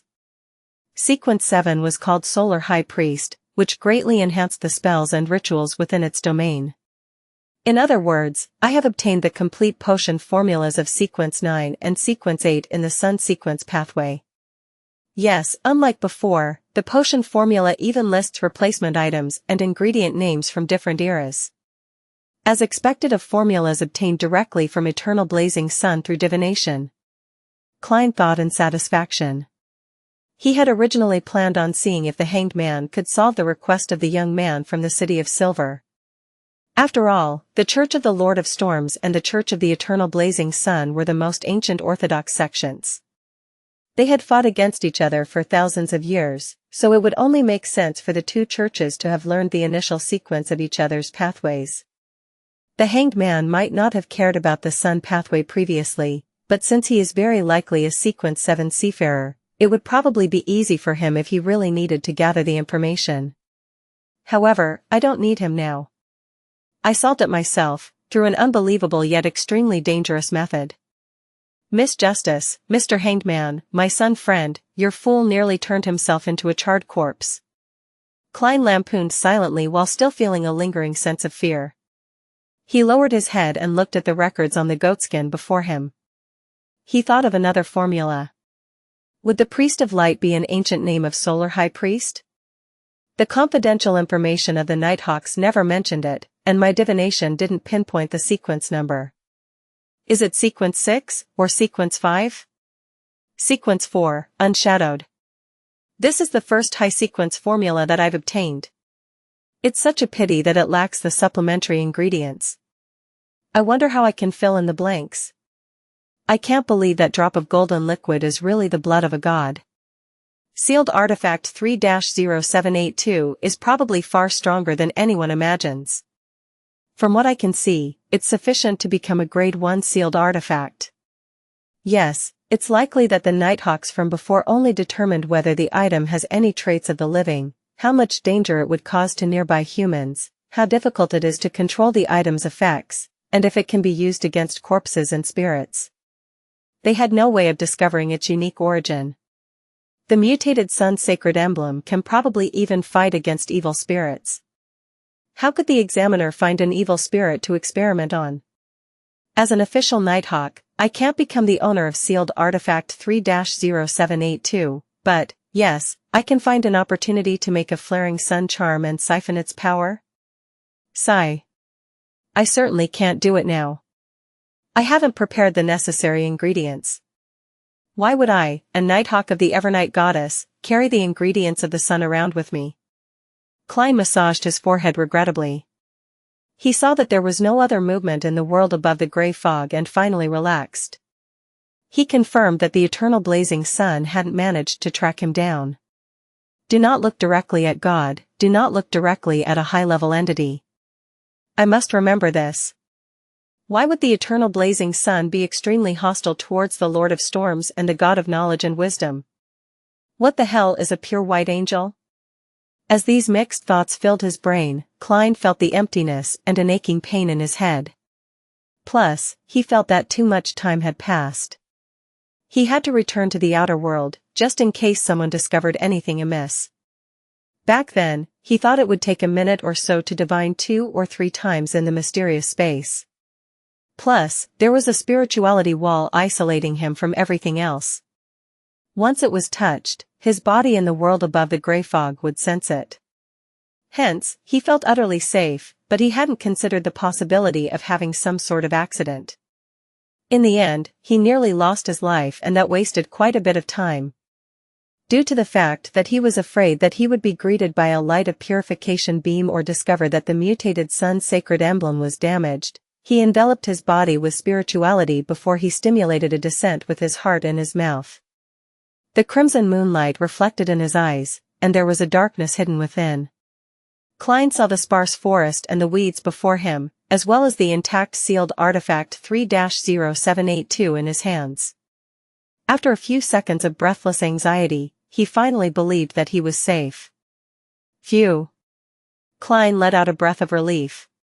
He felt exhausted after his insane probing at the border of death.